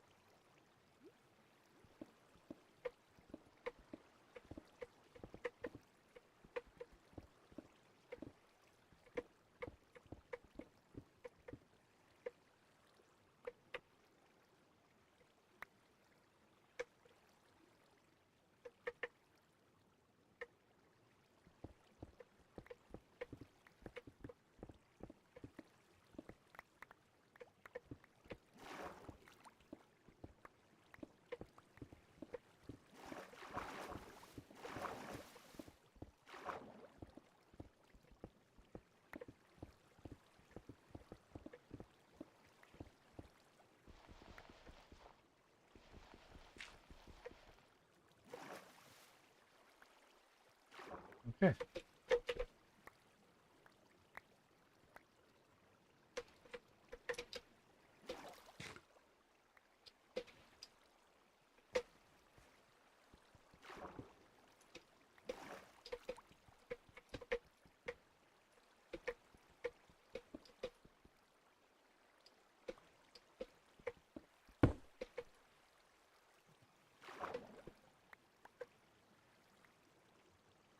I'm so glad vein mining works with that.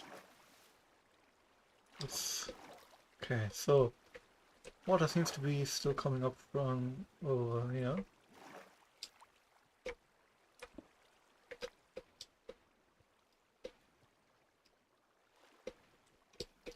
So if there is any outside source of it, it's gonna be coming from over here. Nope, closed off. And it looks like it is an enclosed source because this is higher than the other spots. So unless they filled in a lot of space underwater, that's what it is gonna be. It's not gonna be coming any more coming from somewhere.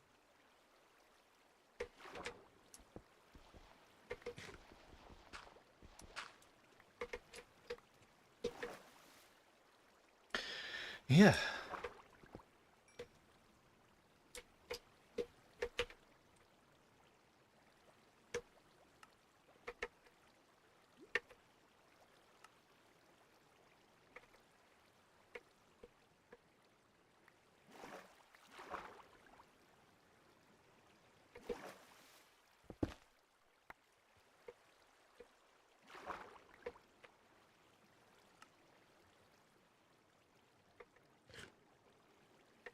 Awful on cobblestone, eh?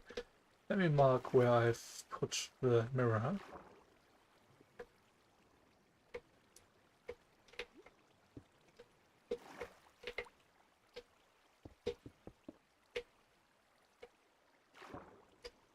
Alright.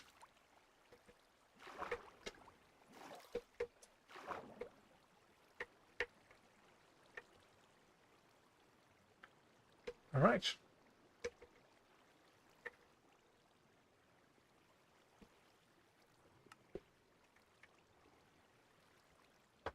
So.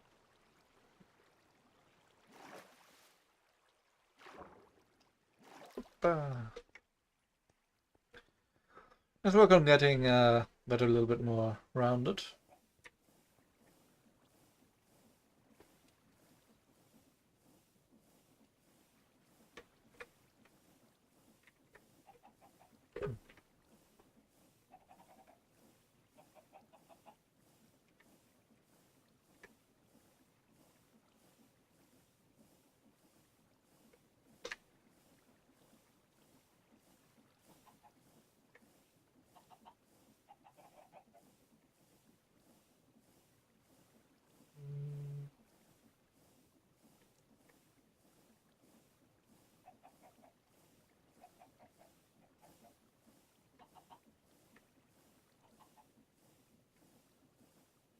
I'm gonna be using those ore blocks at some point for something.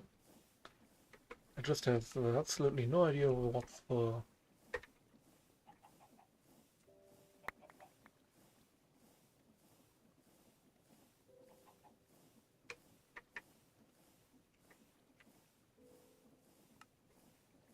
Anything else? There's really no need right now. What else?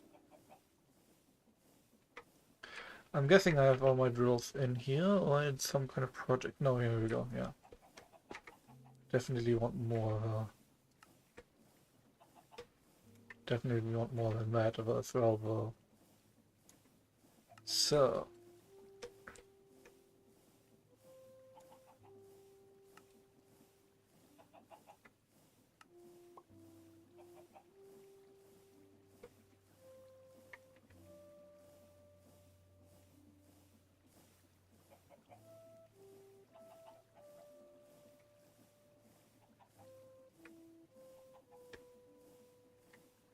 Nah, it'll have to do. So. I'm gonna be using a simple windmill system. First step is clearing out how high I want this to go. One third, which is pretty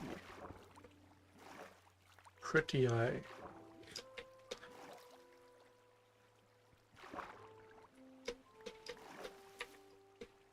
That seems about right.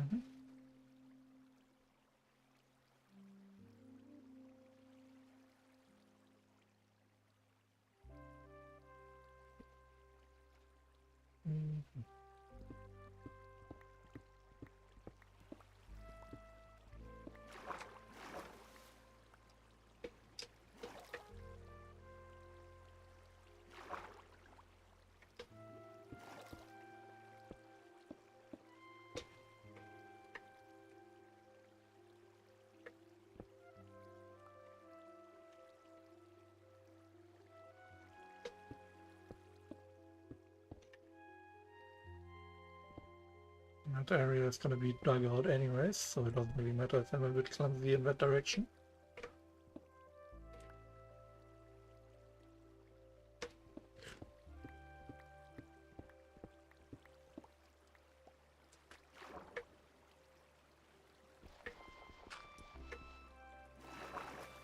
Okay, next. Placing the drills.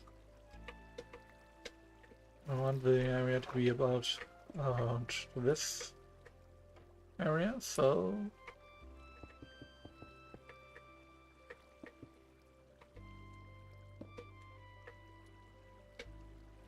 let's make that happen.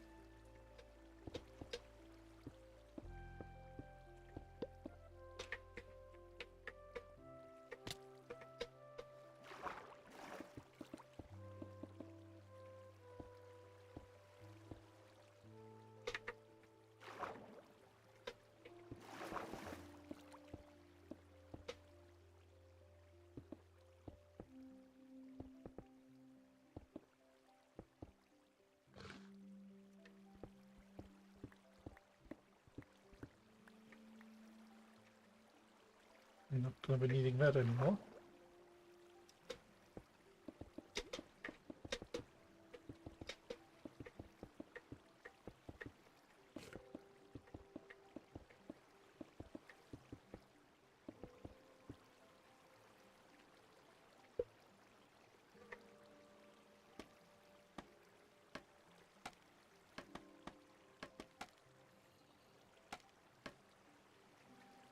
Next, the windmill.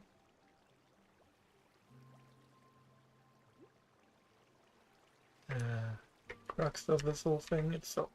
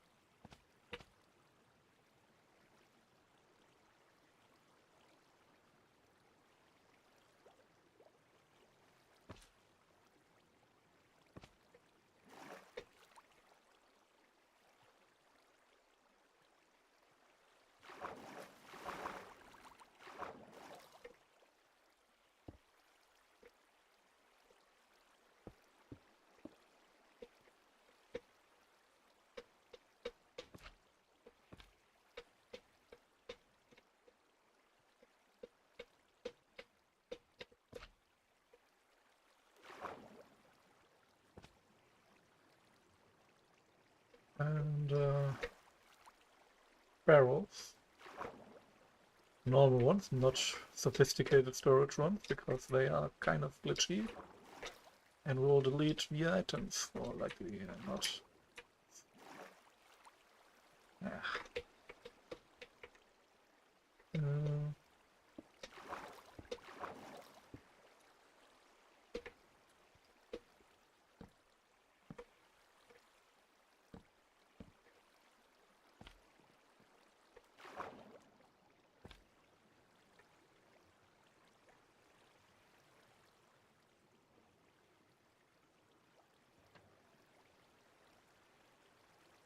And here we go. It's gonna be a bit slow, but it's gonna be steady. If it's too fast, it's gonna... yeah, actually that's gonna be pretty damn slow at this speed, and it's not gonna be much of an advantage. If it's too fast, it's gonna skip blocks randomly. Well, not randomly. If it was randomly, it wouldn't be an issue. Just run it in circles a few times. But it's very periodic, and it's gonna be missing the same blocks each time, even once it has all of the other blocks done.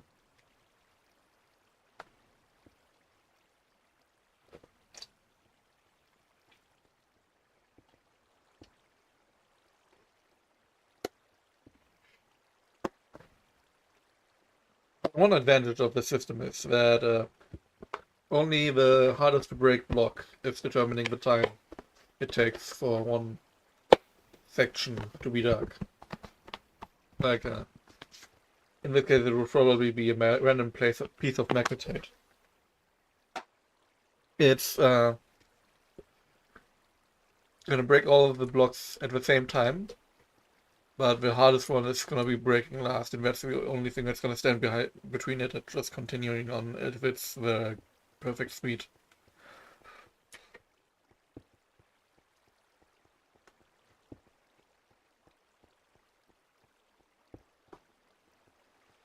I do wonder if this is big enough.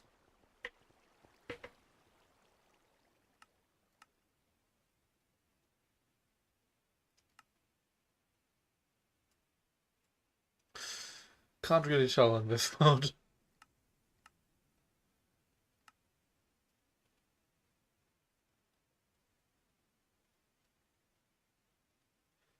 It's definitely bigger, but I don't think it's big enough. I'm gonna extend. And I'm gonna go and build some more drills and come back down.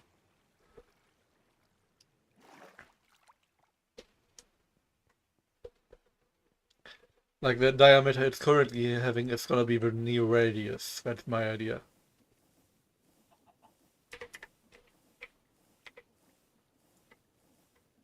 It's missing is that. It's missing from that is that. That's gonna be done like that.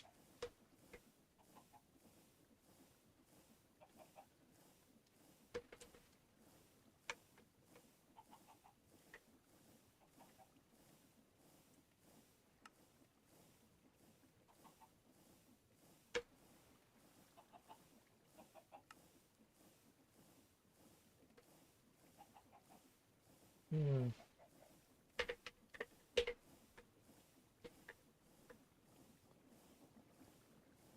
I have this old machine here.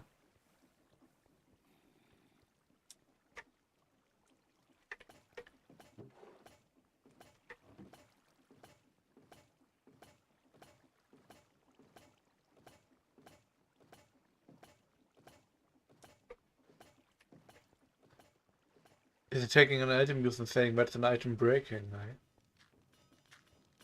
Hmm.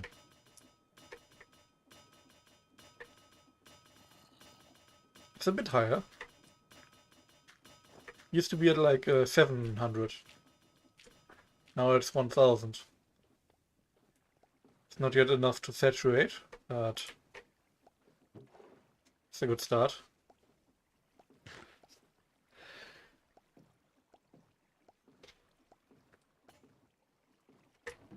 Okay.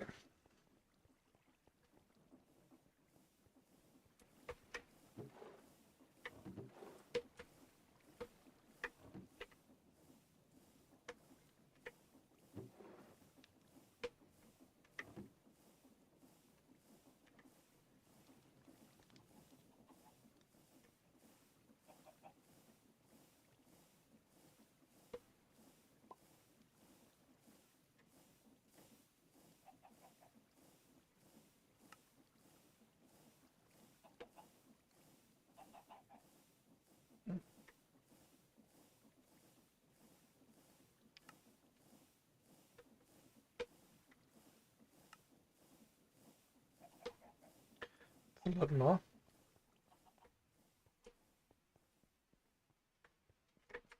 Should he really have like 500 of these? That's about the amount I would need for many of the things I want to do.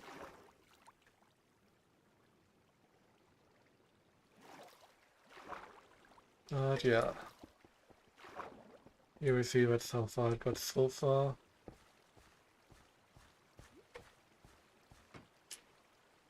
Now I'm gonna extend this.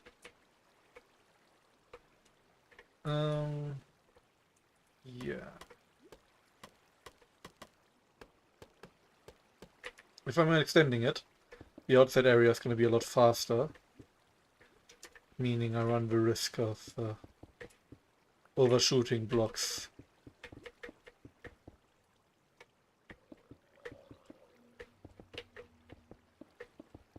If I have all of those sails still there.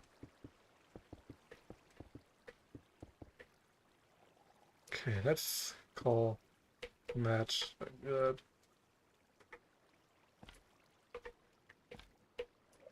Okay.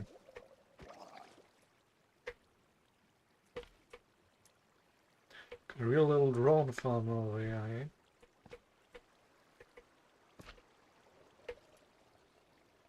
Well.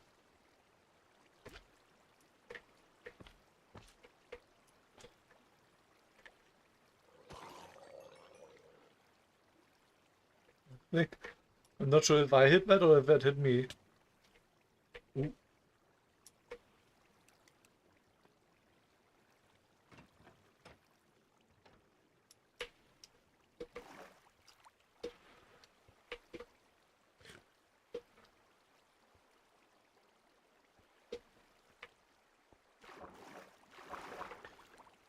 Now I have made my own bond trap and I've escaped.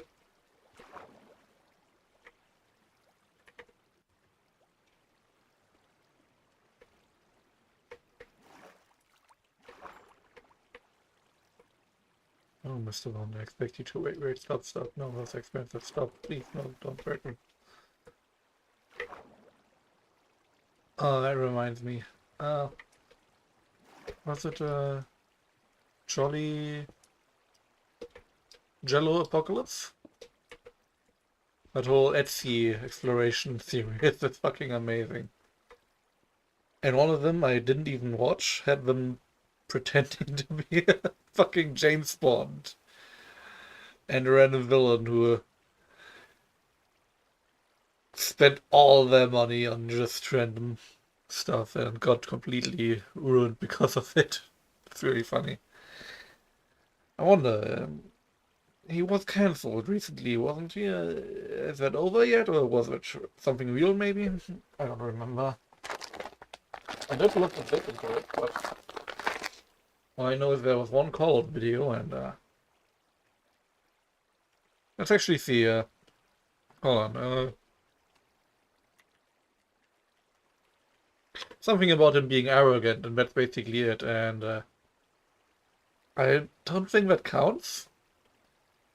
He's a Wikitubia, right? Let's see. Controversy.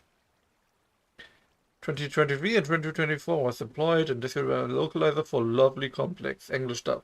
2 weeks after the dub was released, made a post titled Marissa and me wrote an anime dub, where he placed a lot of focus on the troubling plotlines and scenes within the series, and the trans character.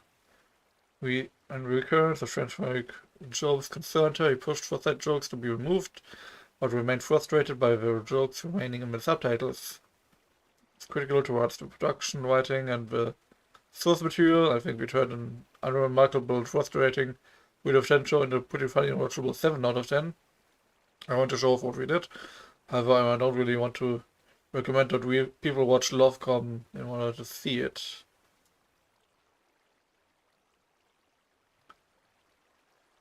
That's it. That's it. That's the drama. My brother in Christ, other people have raped people, you know? How is that the drama? That is so tiny. Ah.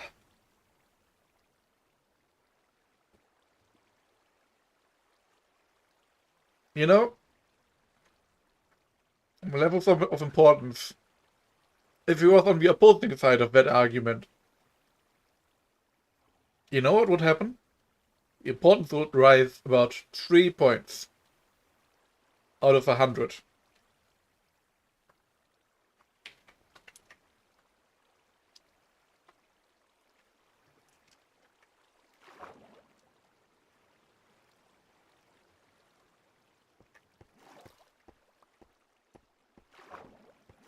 Oh, and also, of course, as tradition, not a single example of any of the transphobic jokes was given, so I don't know how bad they are, if that's maybe just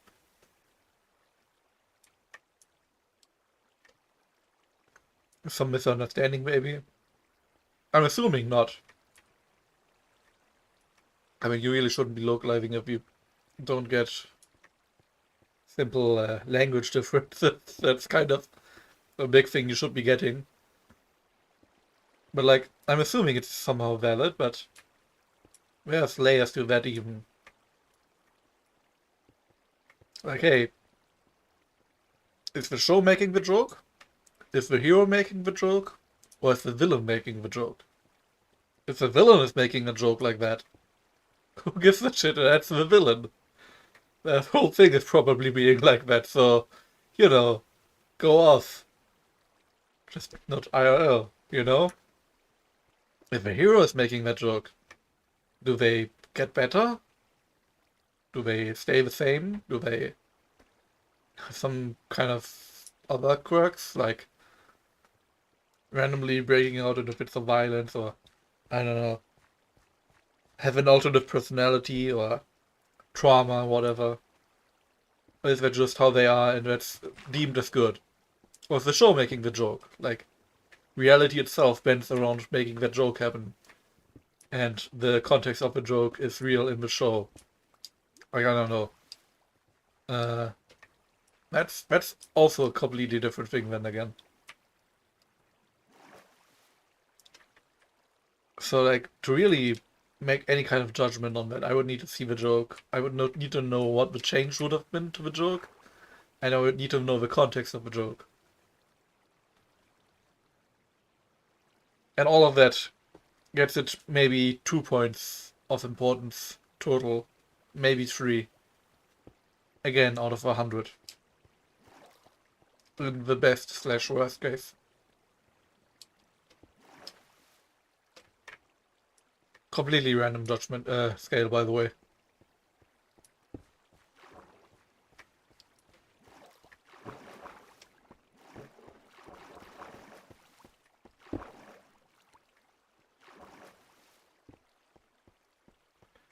Yeah, it's just shrugging away.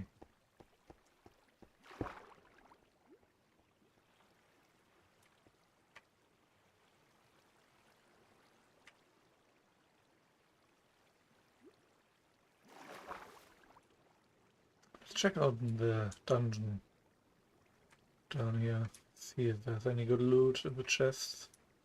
That's a new kind of placement. Didn't see that yet. Nope.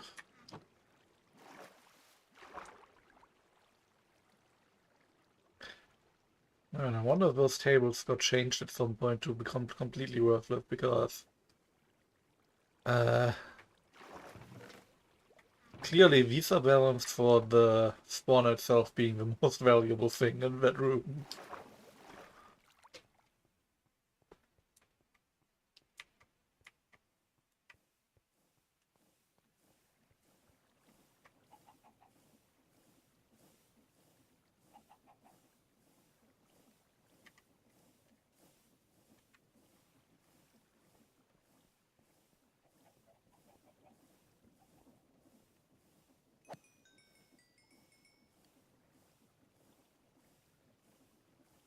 I don't know if the area is loaded, but while that's down there drilling away, I may want to look into getting a mending.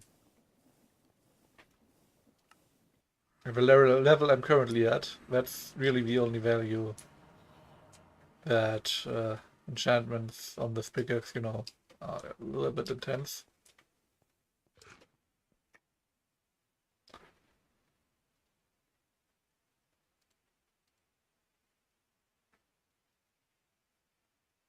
The sun is up. Y'all didn't sleep a single minute. New one, old one.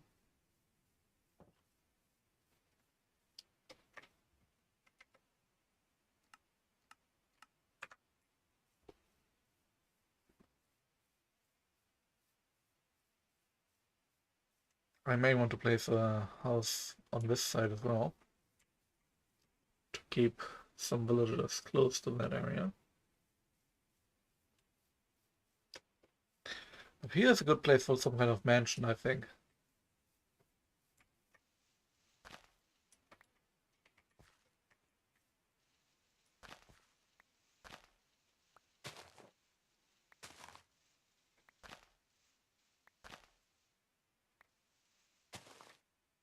Whoops.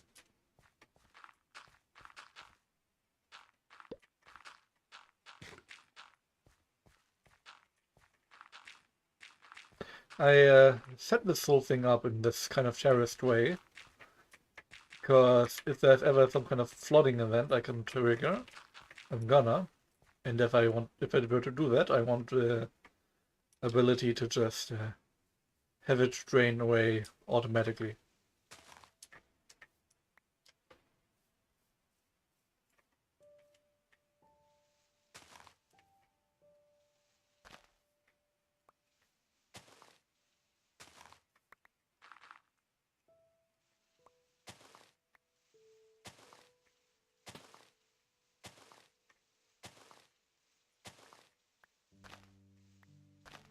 I'm still really waiting for a mod which has more dynamic villagers, like intensely dynamic. Basically building and extending their own villages completely. I found one which makes them place torches, but that's about it, and that's really not a lot.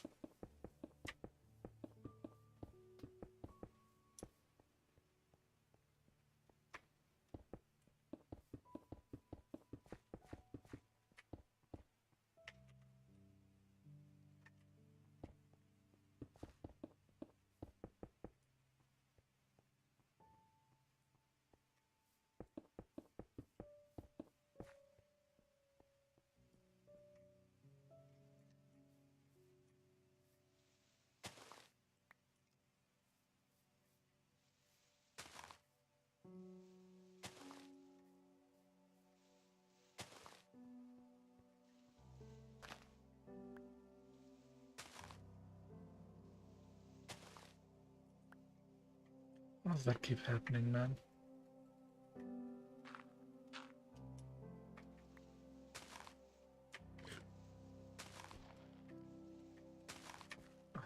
Oh, okay. No. Again, man.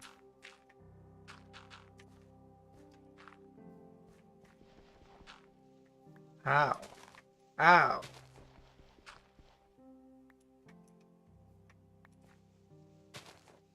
You know what? Just manual. I think the issue is it's probably still loading the drill, which is good, but that's lagging the game, which is bad.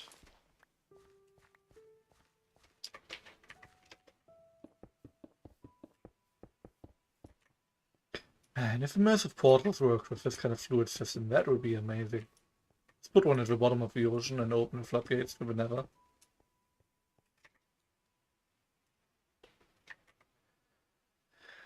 Hmm.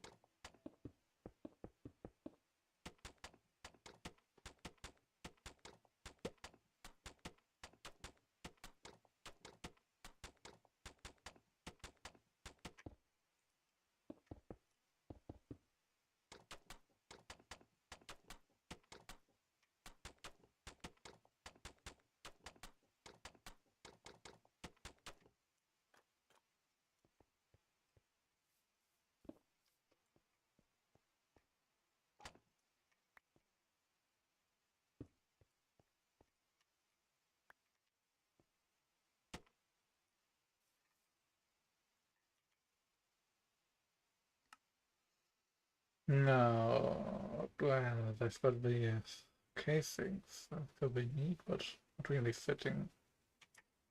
Where would the door be? I would say here.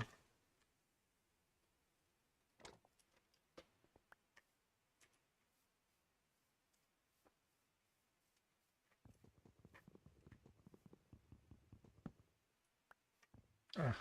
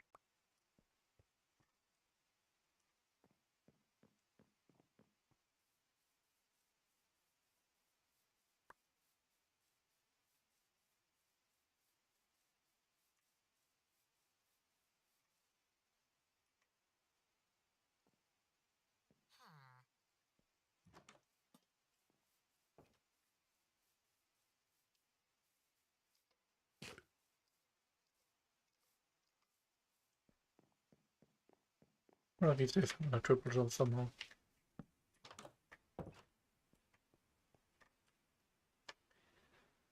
Now,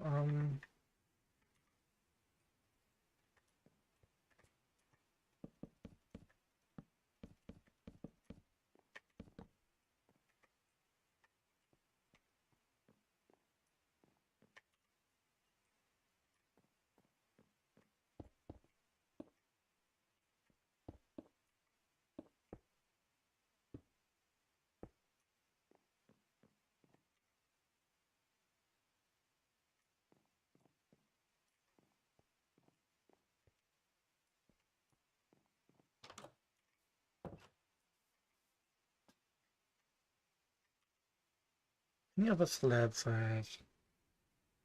No, just those. I'm also gonna be needing more of those anyways.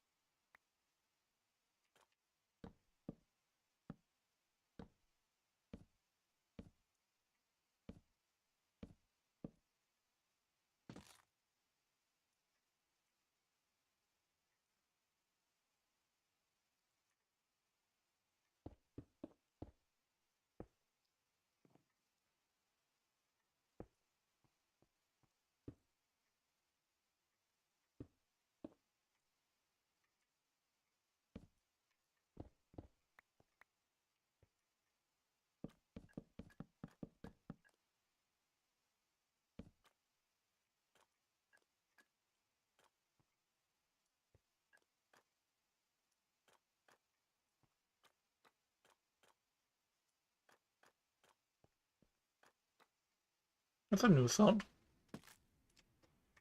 It is not one I recognize.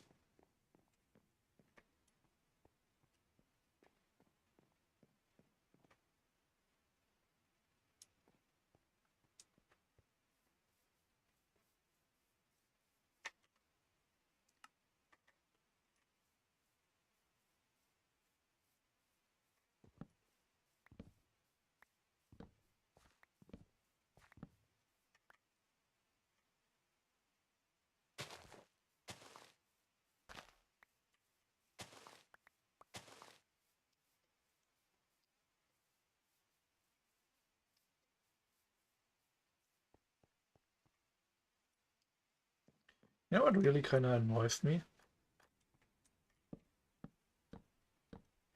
Fake pushed memes about random new things that kids are doing, like memes they are using that aren't even really memes that any kid ever actually used. or like about things that I never really did. Like I'm pretty sure this whole thing about what was it, the dark mango psychology? Pretty sure it just kind of spawned out of nowhere. Nobody ever did that.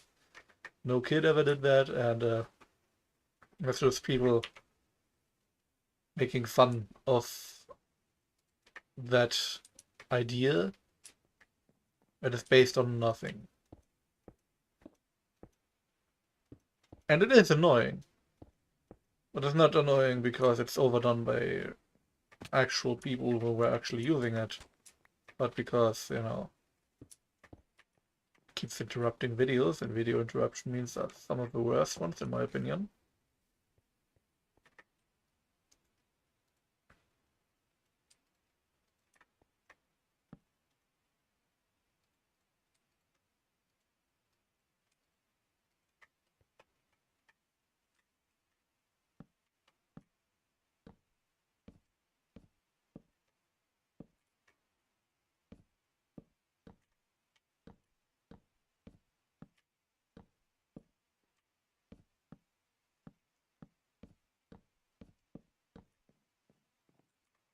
It's like making fun of the end result of a meme that was never real. Going all the way to the end of the process that you thought of yourself and never happened. And then making fun about that, of that, and how ridiculous is it? It is. But you know, it's just you. Nobody else is doing that. So who are you really making fun of? You know?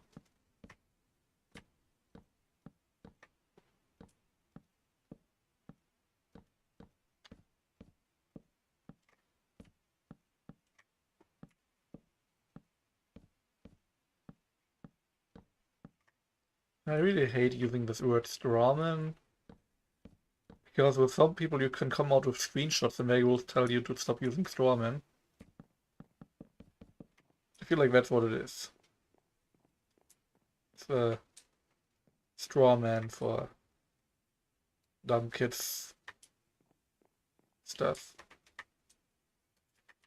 And really, it's making fun of people for having fun. And if you reach that point, it's really, you know, you may be correct calling somebody a loser, but really, who's losing when what you're making fun of is the idea of having fun itself?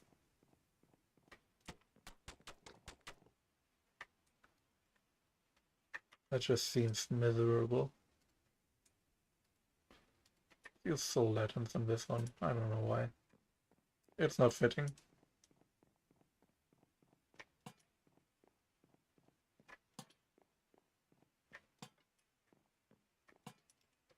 Okay.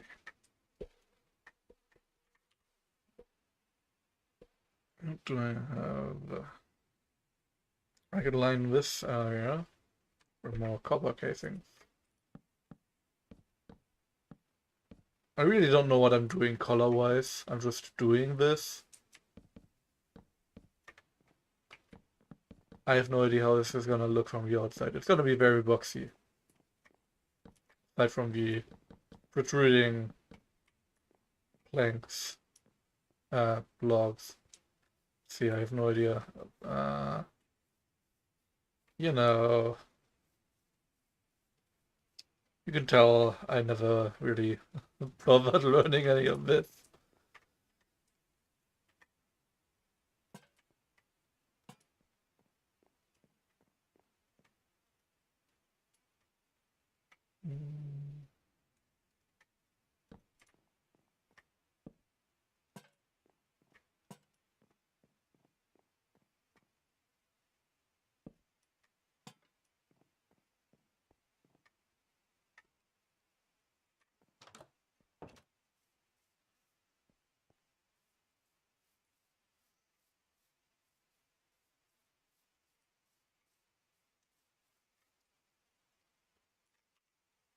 You know, with cringe content in general, a lot of it has it's entirely based on the idea of look at them, They are having fun. They are in their own world, doing things that bother nobody else but are visible.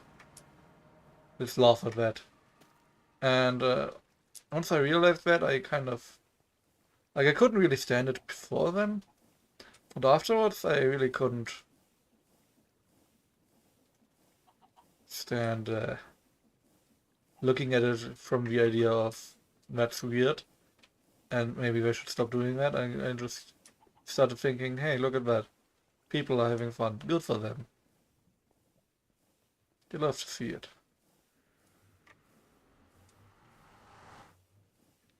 What? Repairing adds to the enchantment cost? Well, next time this whole thing is launched, I'm gonna be having a mod that changes that. Time to have that never increase again. Fuck it, it costs 12 levels now. You have lost the permission to balance. Go play chess if you want a balanced game like that. You know, that one's been solved right here. So you're gonna be having a lot of fun and not exploring any possibilities. Pretty sure whoever's responsible for that balance is gonna be carrying around a computer to read every possible chess move. And like not think about it as cheating, but think about it as optimal play.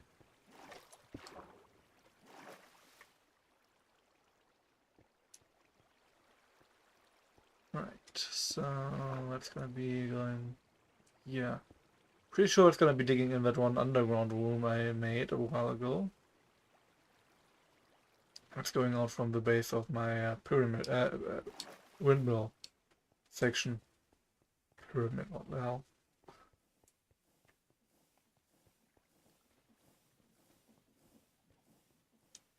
Yeah, this thing is entirely made for just transporting water. Because if that stops, all the energy stops, and then I have to kickstart it.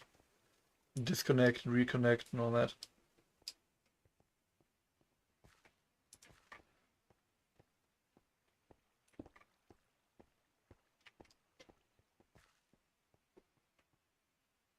Yeah, that's about to break through here somewhere.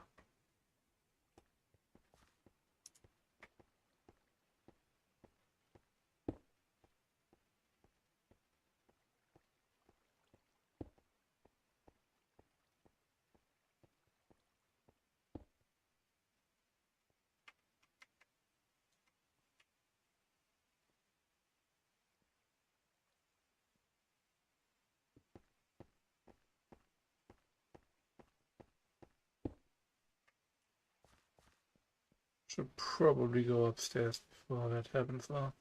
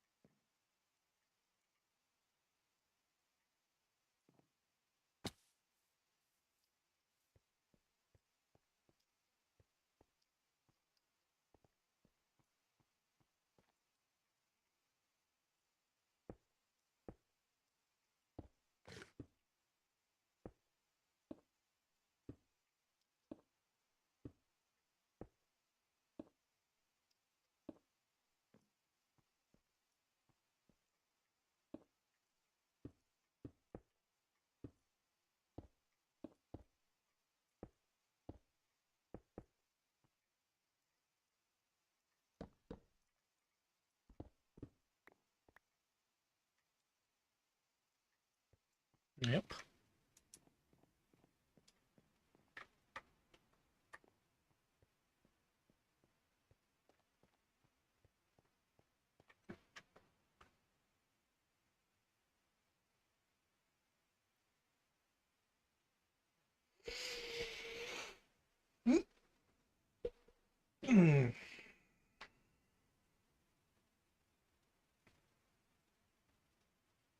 I'm thinking about making myself something to eat.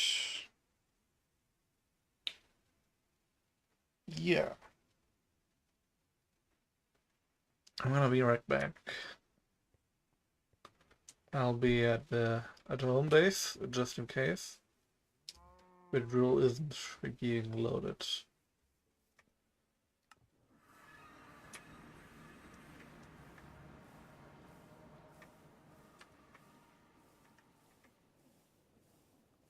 I should definitely change the setup here with Bob.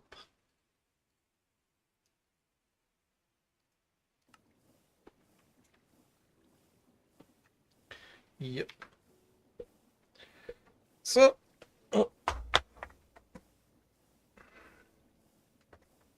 I may be just making it a little break, but I will be, having this up. Yep.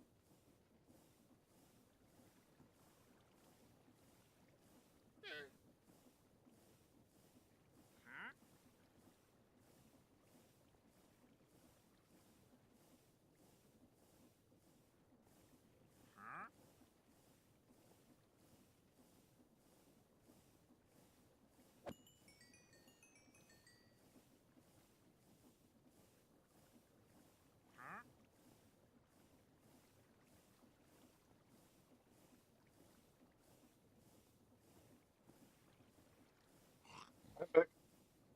I am back. Test. Also.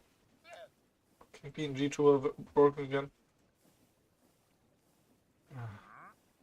Test. Test. No, I'm just constantly yelling. Okay. Test. Test. Okay.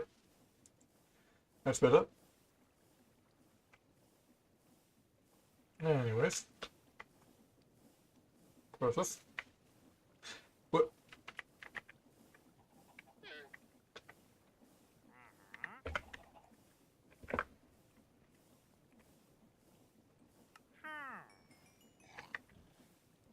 Okay. Not quite worthless. Let's take a look at how far this progressed.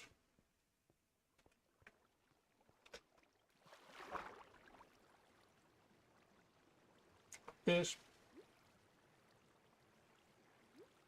Yep, it filled this room down here.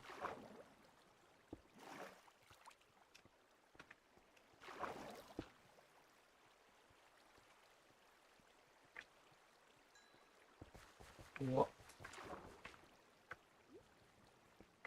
Ah, it was probably broken off the walls or something.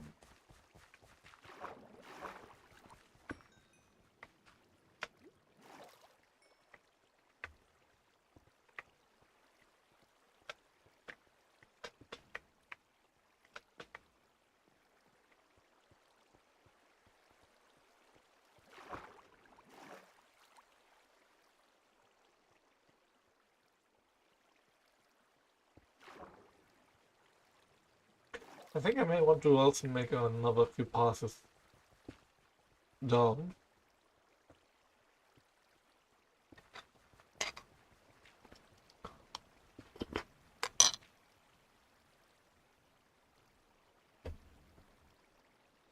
Hmm.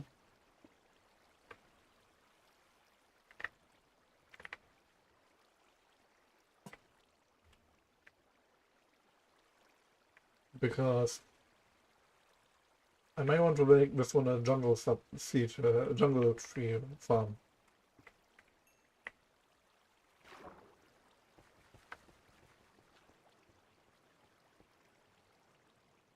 Or dark oak, maybe? Or in that case, the height wouldn't matter that much more. Like, I wouldn't need that much more height on that. Okay. I'm thinking I will be working on the mob farm, like on the spawner setup upstairs, and I'll be upgrading the new skeleton spawner.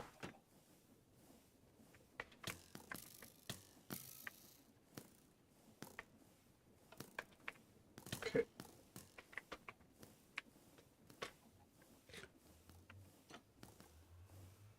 First, I'm gonna need a comparator.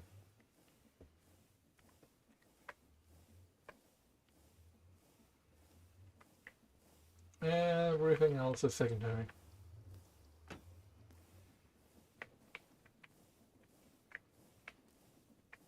Now, these are completely disabled. Let's spread around. Yeah. Now, both the others add the few options for upgrading. Listed if you press U and any monster spawn. Spawn range. How far away from the spawner the mobs can spawn. I want this to be about at 2 or 3.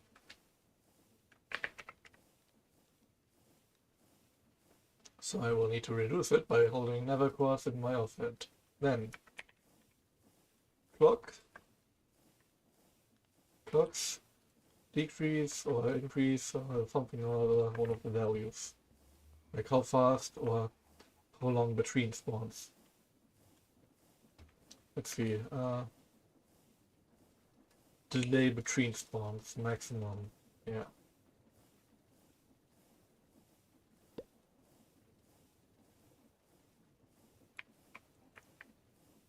The minimum delay is some item I don't think I have much of. I don't know exactly what she was. I'm kind of slowly on the specifics of that kind of thing.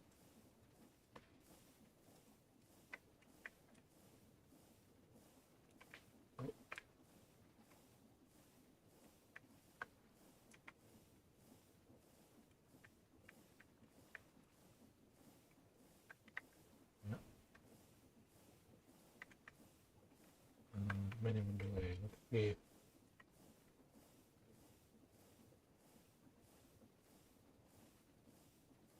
Oh no, I do have that available. It's just sugar. Oh, okay. Let me do that then.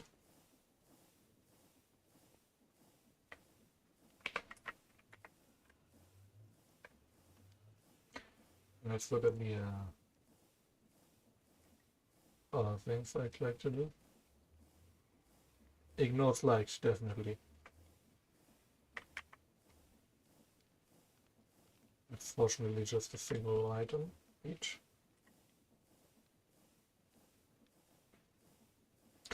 Now gas tiers would be interesting because then it could just spawn over and over and over and they would just automatically push each other into the hole eventually. OAI would also be interesting. And activation range is how far away you can be, so I do have that. That's good. I'm gonna compare against the others, so I'm not. I think it's 32 I got it at, which is well within the range of where you would stand. This one I'm gonna max out though.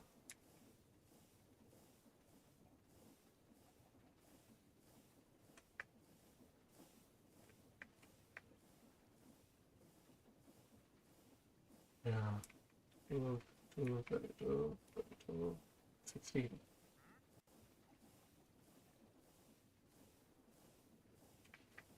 Spawn count and max entities would be nice. I've yet to find a single brown mushroom anywhere, which is pretty amazing.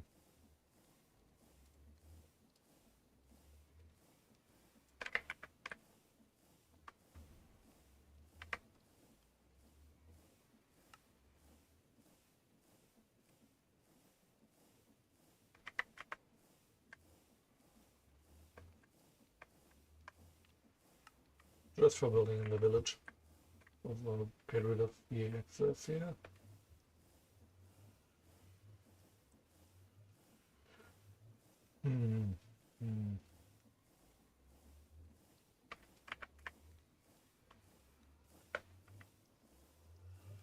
I may have to go on a quest for a mushroom.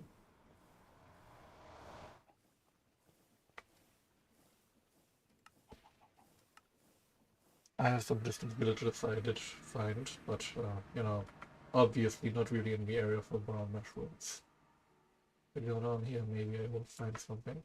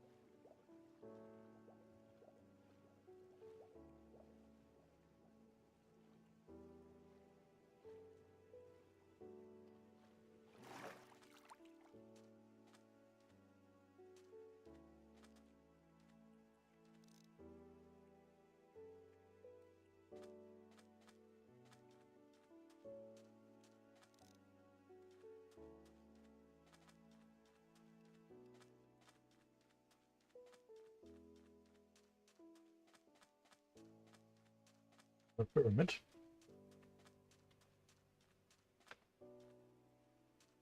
It would be interesting if this kind of minimap could be made in a way that's reliant on having a sideline. Like a casting ray from you to nearby blocks, and it's quote-unquote mapping all of the stuff that's there, but what's visible to you is also determined by another mask, which has,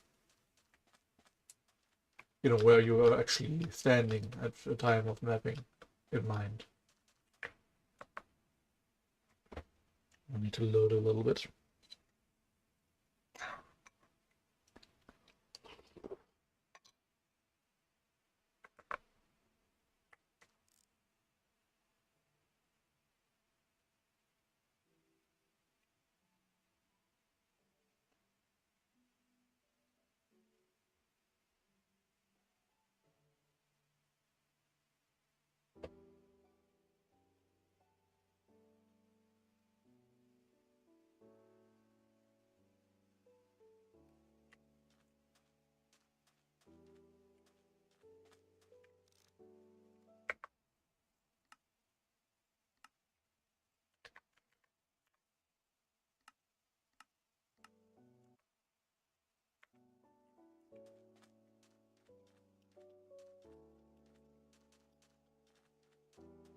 Exploration like this is mainly why I've got this mod.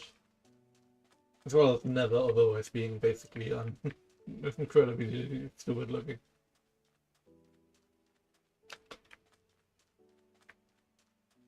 It's clearly the kind of distances the game generates the world for, but it's not really often the distance it can handle. So having that mod enabled is pretty neat. I just love it that kind of thing didn't happen.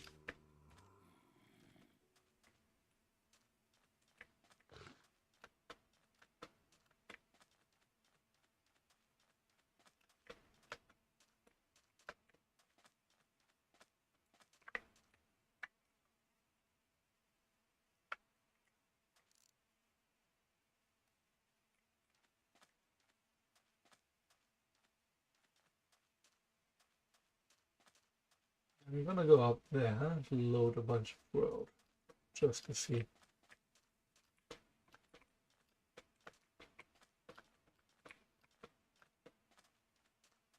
far as I understand, it takes biome info and loads the world based on that, even when it's not really loaded.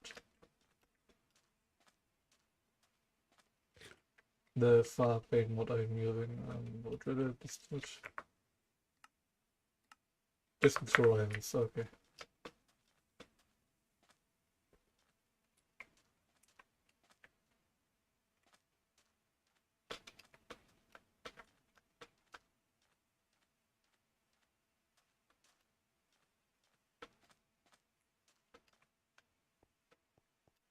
There's this channel, does Minecraft shorts and shorter videos, called Alexa Real.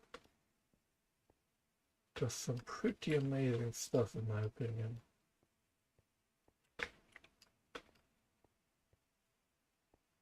A little silly, but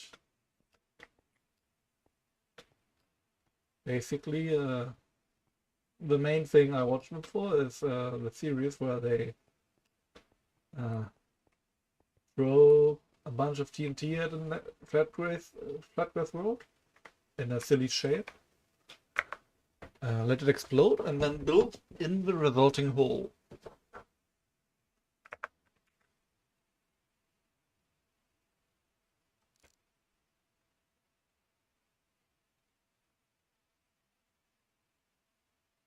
Amethyst, that's it.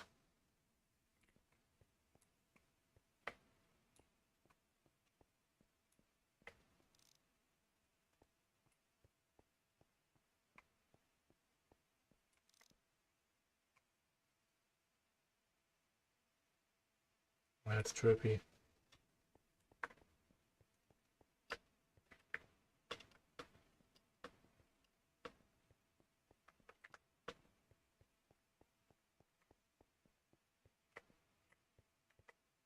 And that's just wrong.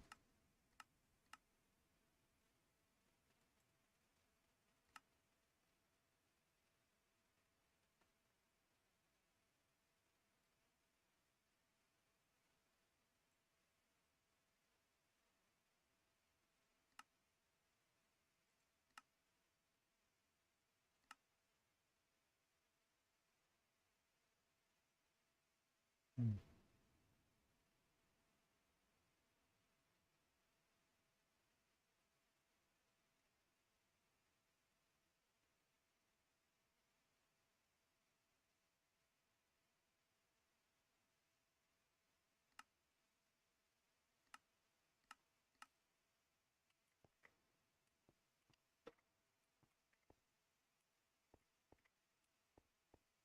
Yeah, it's working away at those chunks right now.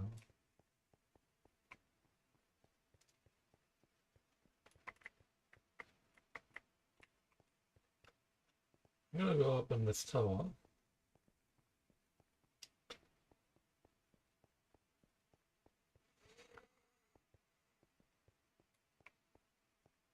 Wait from up here.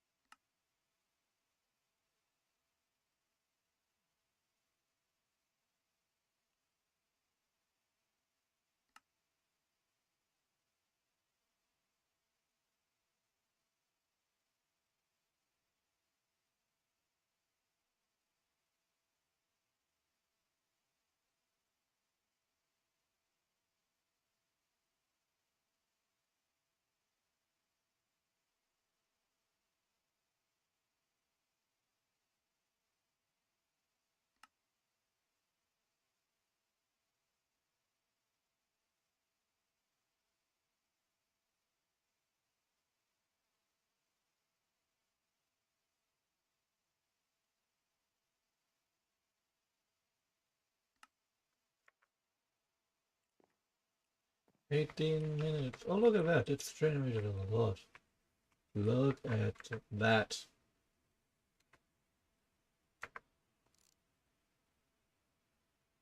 It's love. Not really the kind of place for brown mushrooms. That cave could be. It's a dark forest, right?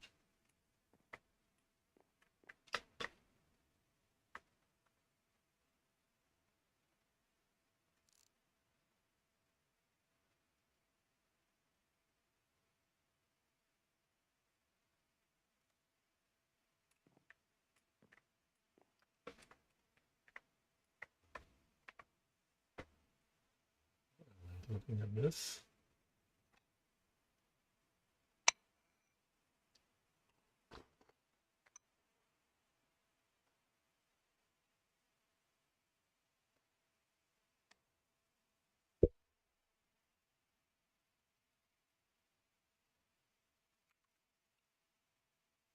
$2 30 minutes.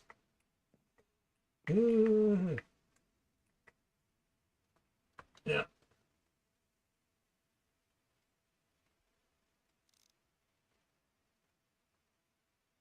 Let's see about here, so it slowly switches.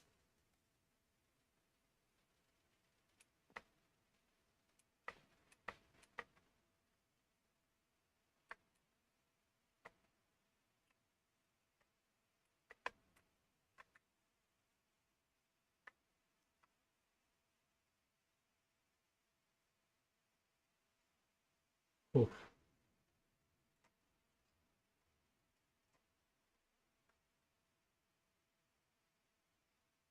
That's the tiny spot I've got my base on. Hmm.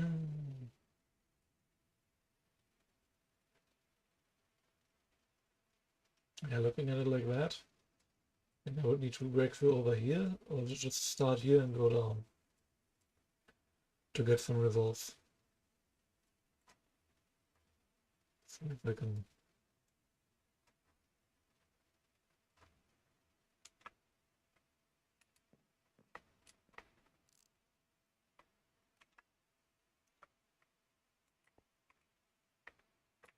Yeah.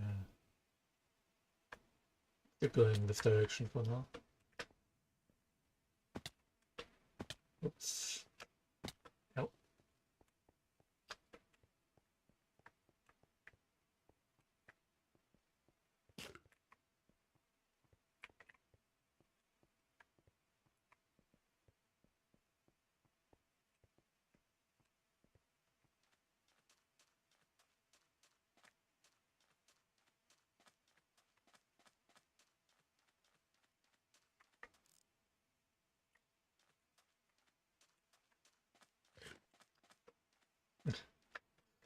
I forgot. That's auto eating add-on for the backpack. The way it works triggers spyglass with other stuff for a tiny, tiny, tiny tick. Which is kind of jarring. Meaning I will try avoiding it. So there's a waystone that can transport me back home. Then I can then sleep.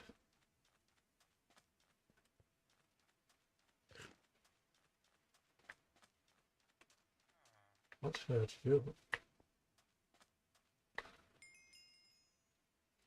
Okay.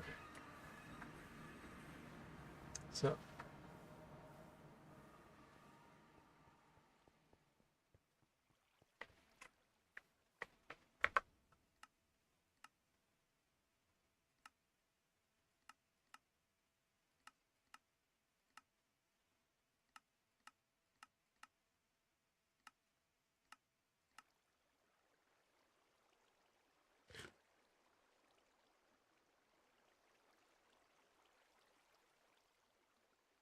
I did build that one tower.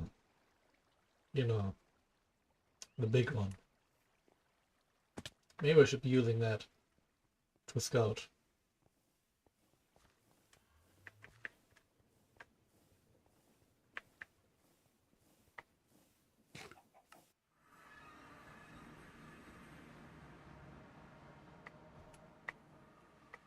Nephi, that's more like it. Because I've always been at this place. It's not really got any excuse to not have the surrounding area mapped. Now I can just make a bit what's a patch of plants, I guess. Surface stuff. That's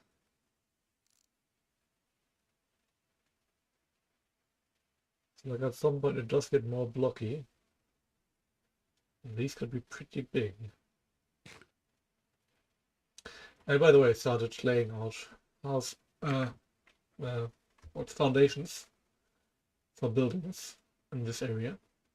Because I figured this could be a pretty neat area for some kind of Venice-like thing. You know, with a canal and all that. Venice in general would be a great idea for this mod. I don't need to build.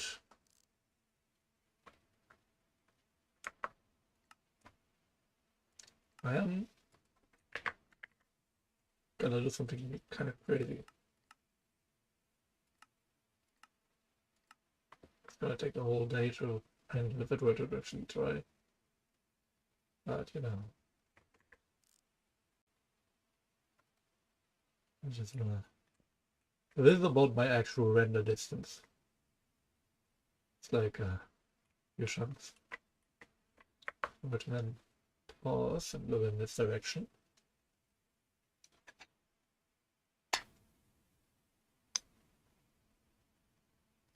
71 hours. Ooh.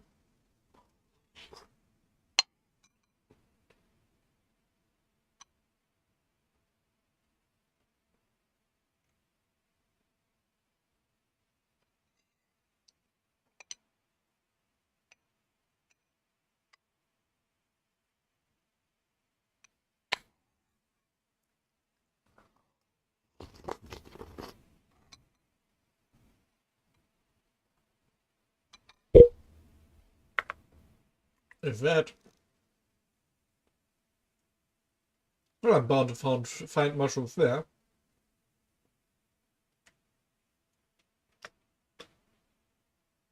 I've got like 40 blocks to go to the top of the world, so this is about the size I'm gonna get with one elytra. Or some TNT duping cannon. Well, yeah, that looks, you know, you know, probably gonna find the mushrooms I seek there.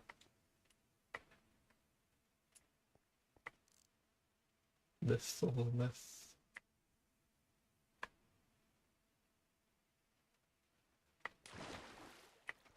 You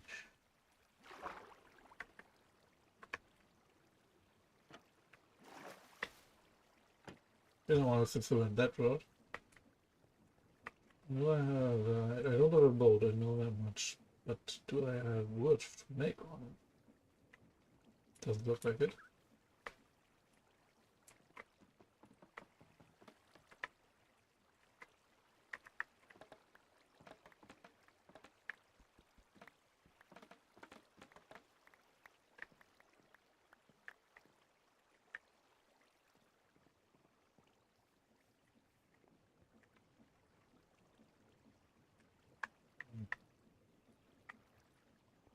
Problem. Down I go anyways. How's this going? Probably, yep, full. Perfect.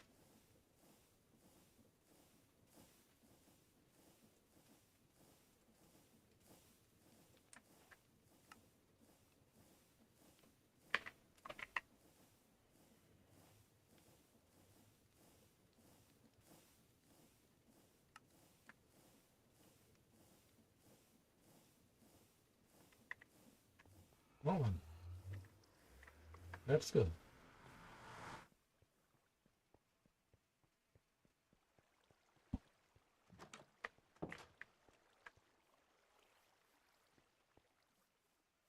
The idea is to have most of these be connected directly, but having glass floors on the connections. Like if it's this wide, and the others are gonna have intermittent bridges.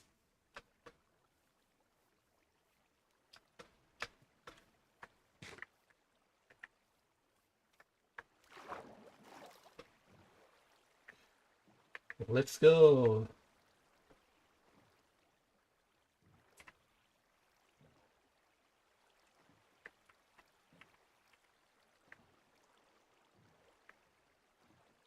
Quick break.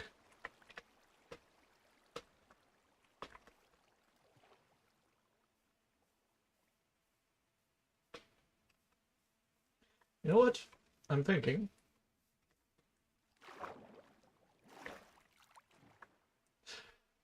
To continue that sentence, I'm thinking about making an executive decision to say, you know, the world's been flooded. Like, just take an hour during which the command block is gonna spawn blocks way higher up in the air, in the surrounding 100 by 100 block radius. Oh, those fucking things. I hate those bone fucks. They are really annoying, spawn all the time, take tons of time to kill, and keep interrupting my travels.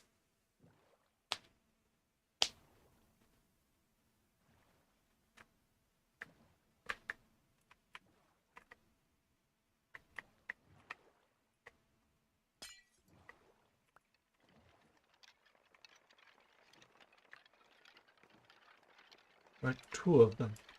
Can barely melee one of them.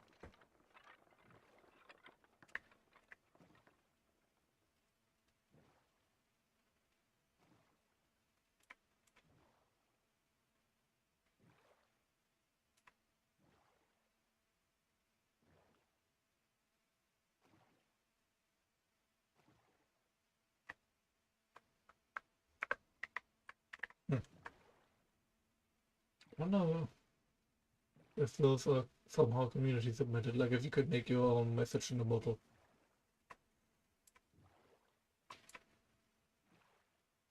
Probably on the Discord of the mod, if there's such a thing.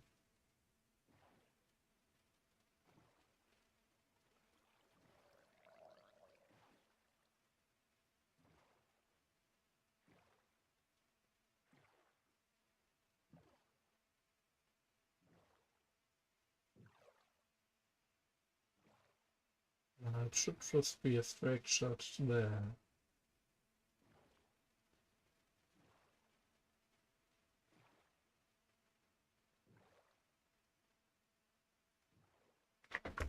Decrease the amount of chunks it's loading.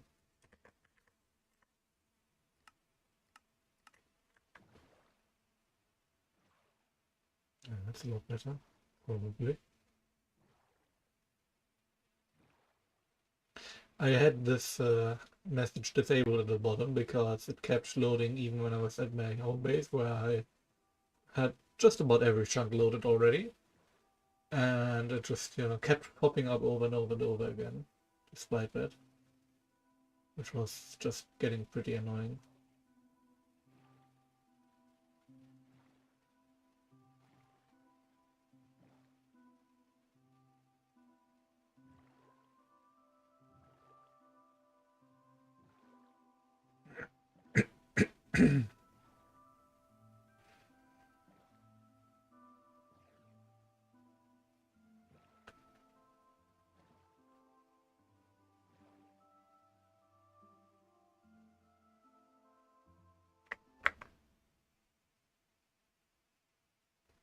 Well within the area of nothing loaded.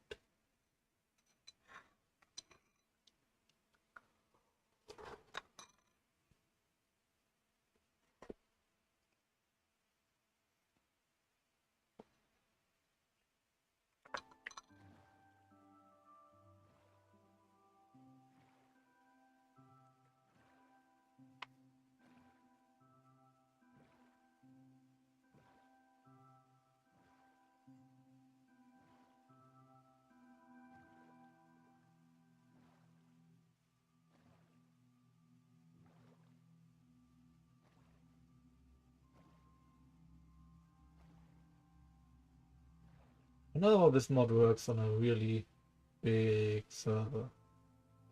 Like one with tons of stuff built by random people. Distant Horizons, I'm speaking about, not the fluid one.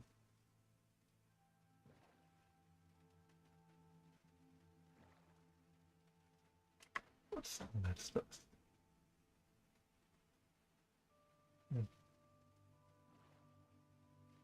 Apparently can't use a spyglass one built.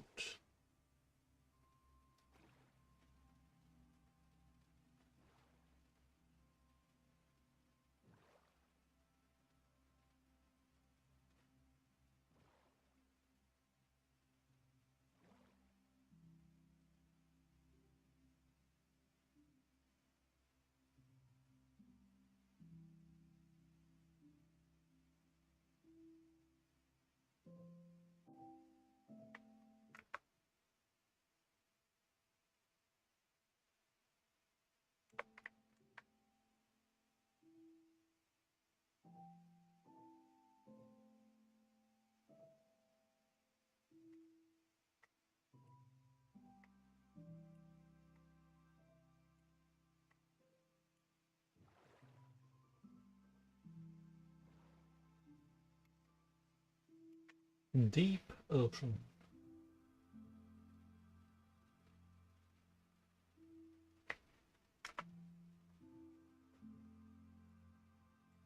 Yikes.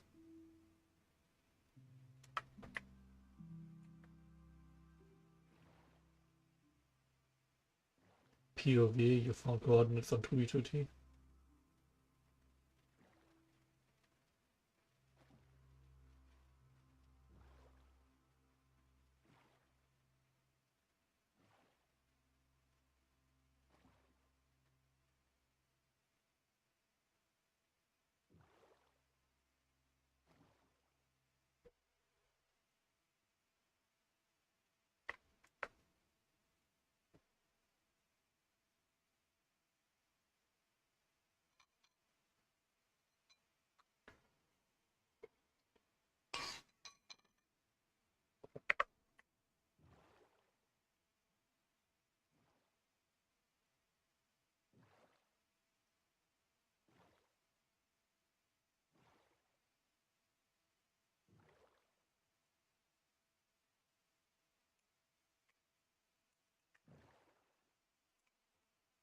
Oh, look at that! I found a fucking mushroom island. Oh, what fuck?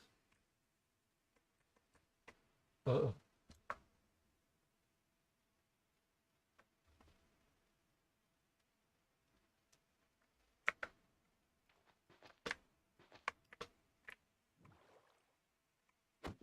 Oh, thank fuck. I'm not ready to be the amazing boatman.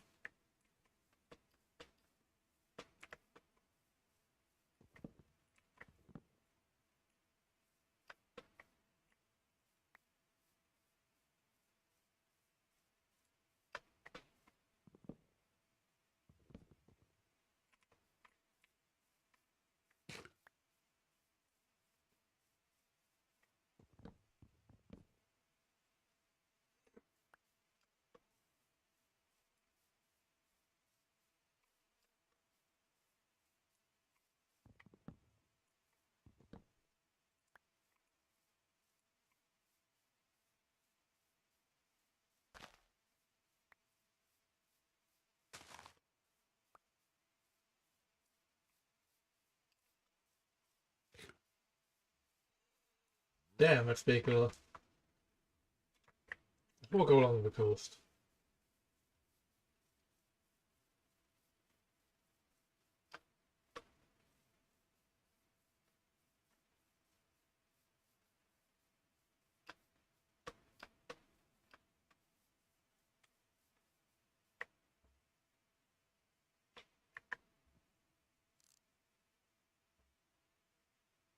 It appears that I was very lucky.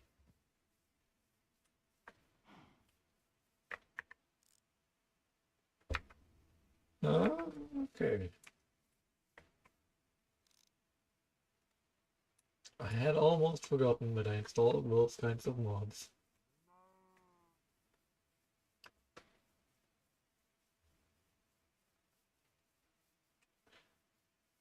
If I don't find a waystone, I know how I'm returning. Glorious battle to Valhalla.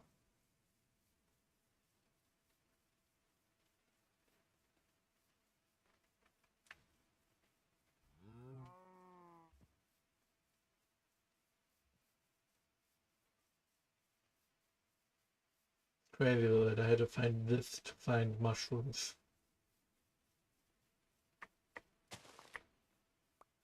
Specifically brown mushrooms. I had already found the other types in the Dark Forest. But apparently brown mushrooms don't spawn there. At all. And it's another one of those things where it's like it makes sense that it's rare. Uncommon. But the other one is more common. But nothing.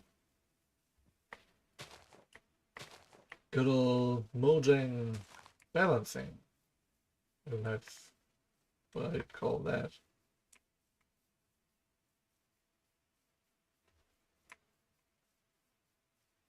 I really have to decide between wanting to make the game make sense in relation to our world a little more, or making it a balanced game, quote unquote. And I think balance is the wrong decision, because a perfectly balanced game is a perfectly predictable game where there are no surprises, and if you are not optimal, you are losing. And if the alternative to being optimal is losing, and that's just not fun.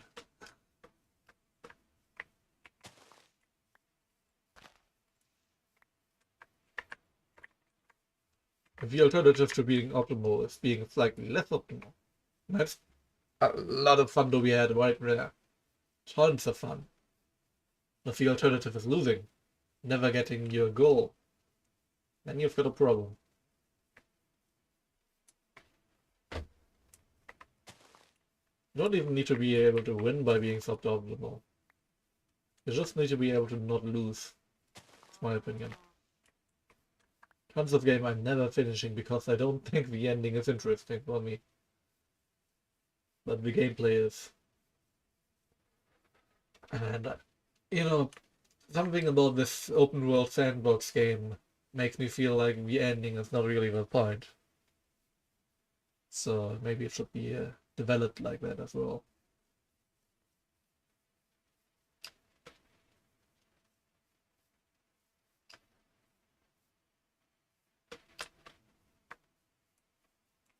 bunch of mod packs have this issue where it's like, you have a set goal, and you should reach that goal, but because it was well balanced, quote unquote, reaching that goal requires going down a very specific set of steps. And if you don't follow the steps correctly, you get stuck. That's perfectly balanced, and that's perfectly boring. That's an azalea tree.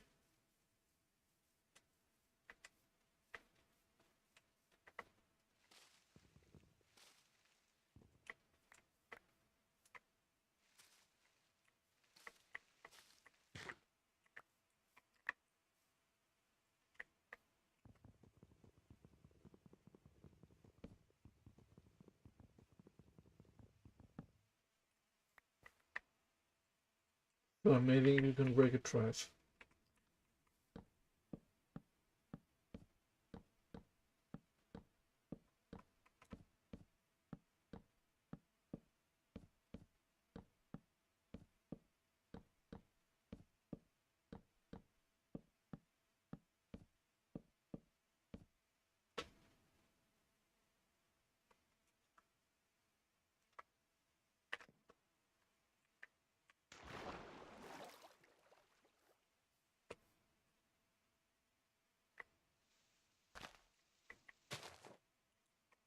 Ooh.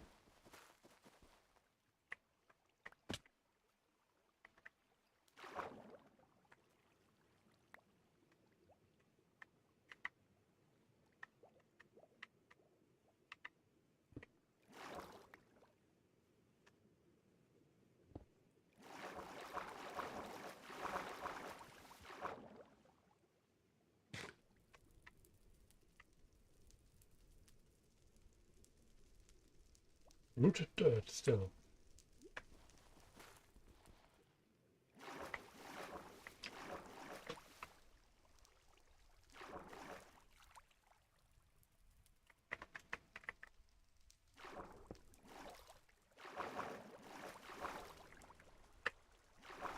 Ah, I see.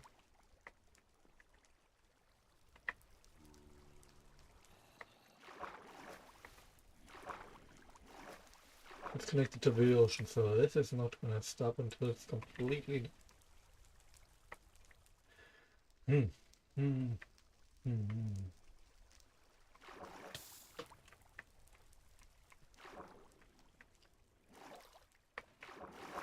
Oh, hello there.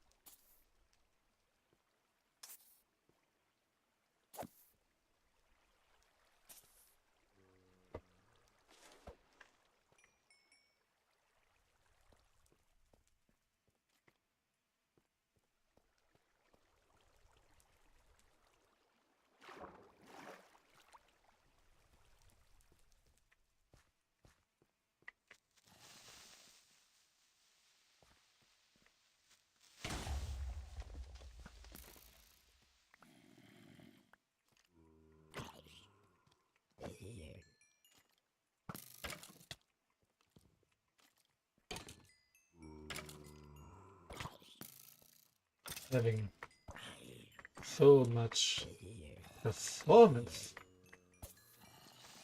Entirely my fault because I'm using this distant horizon setting right now, but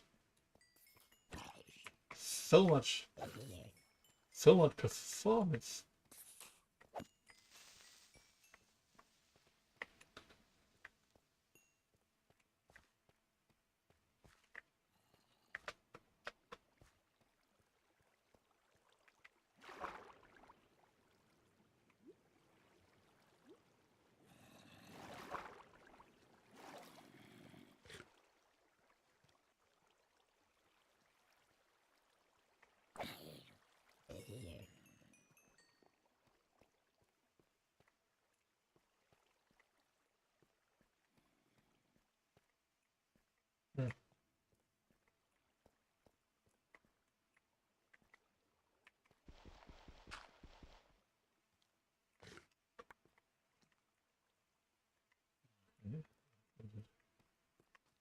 I wanna not break this pickaxe by just digging around that.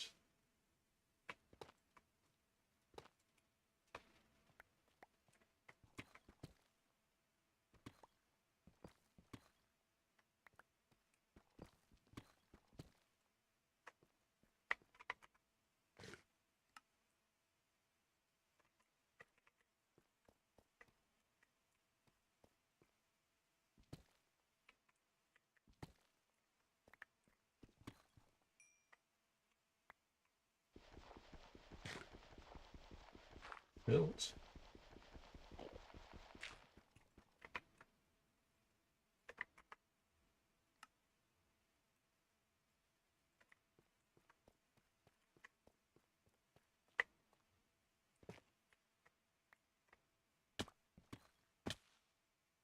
Hello.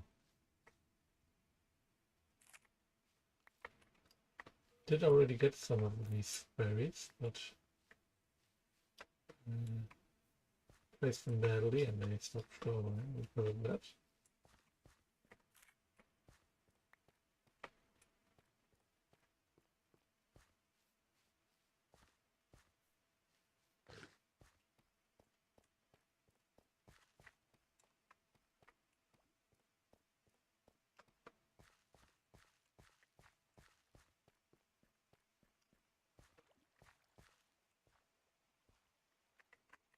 Okay, I want to return home now.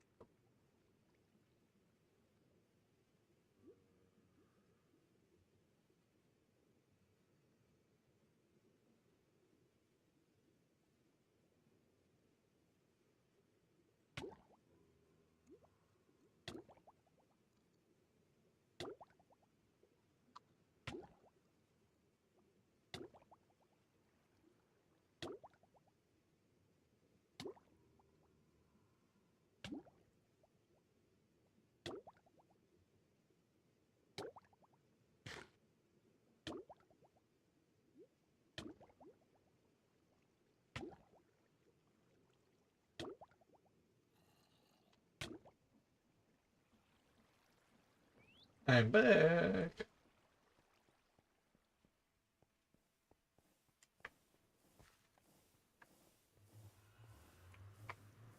Now.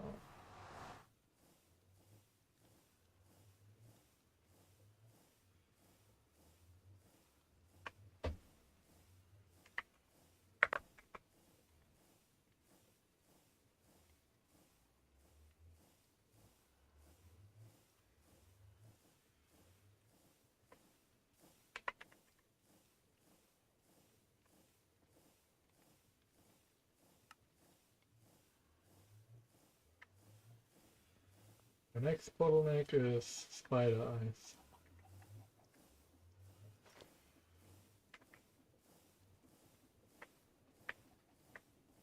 What do I want to not stuff? Specifically does the change again spawn count. So more than 6 doesn't matter here.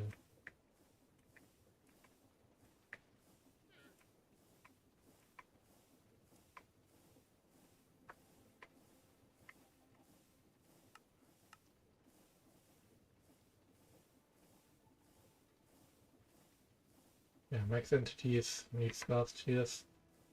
But you know, we're in a no chaotic situation. Don't I have any cobblestone? No.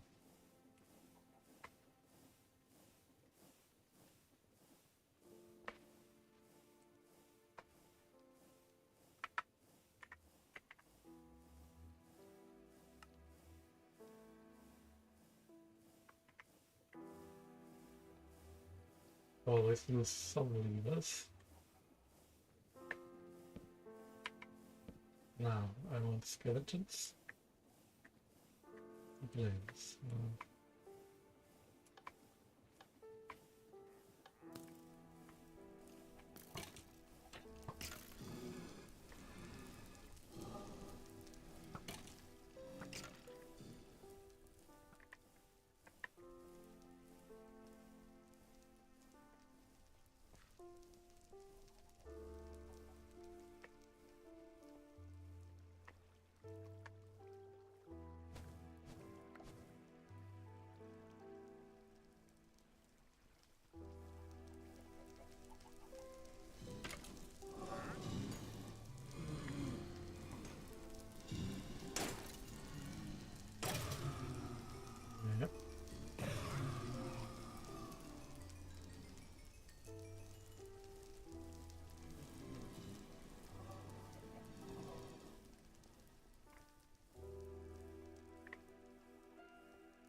Check on the tree farm progress.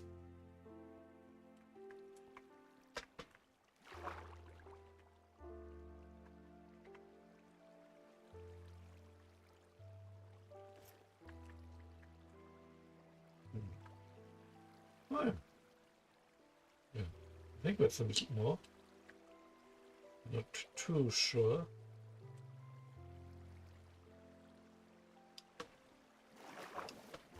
No, actually, maybe that's exactly where it was when I left him. Oh well. That's about 4 hours-ish of stream. Is the VTuber, PNGTuber working? No, it's completely blanked out. Test. Test. Nope. Nothing. Amazing. Yeah, I'm gonna need to find a program which actually has some more settings for that, because obviously something's going wrong with that. But anyways, that's for next time. Today I'm gonna say goodbye. See ya.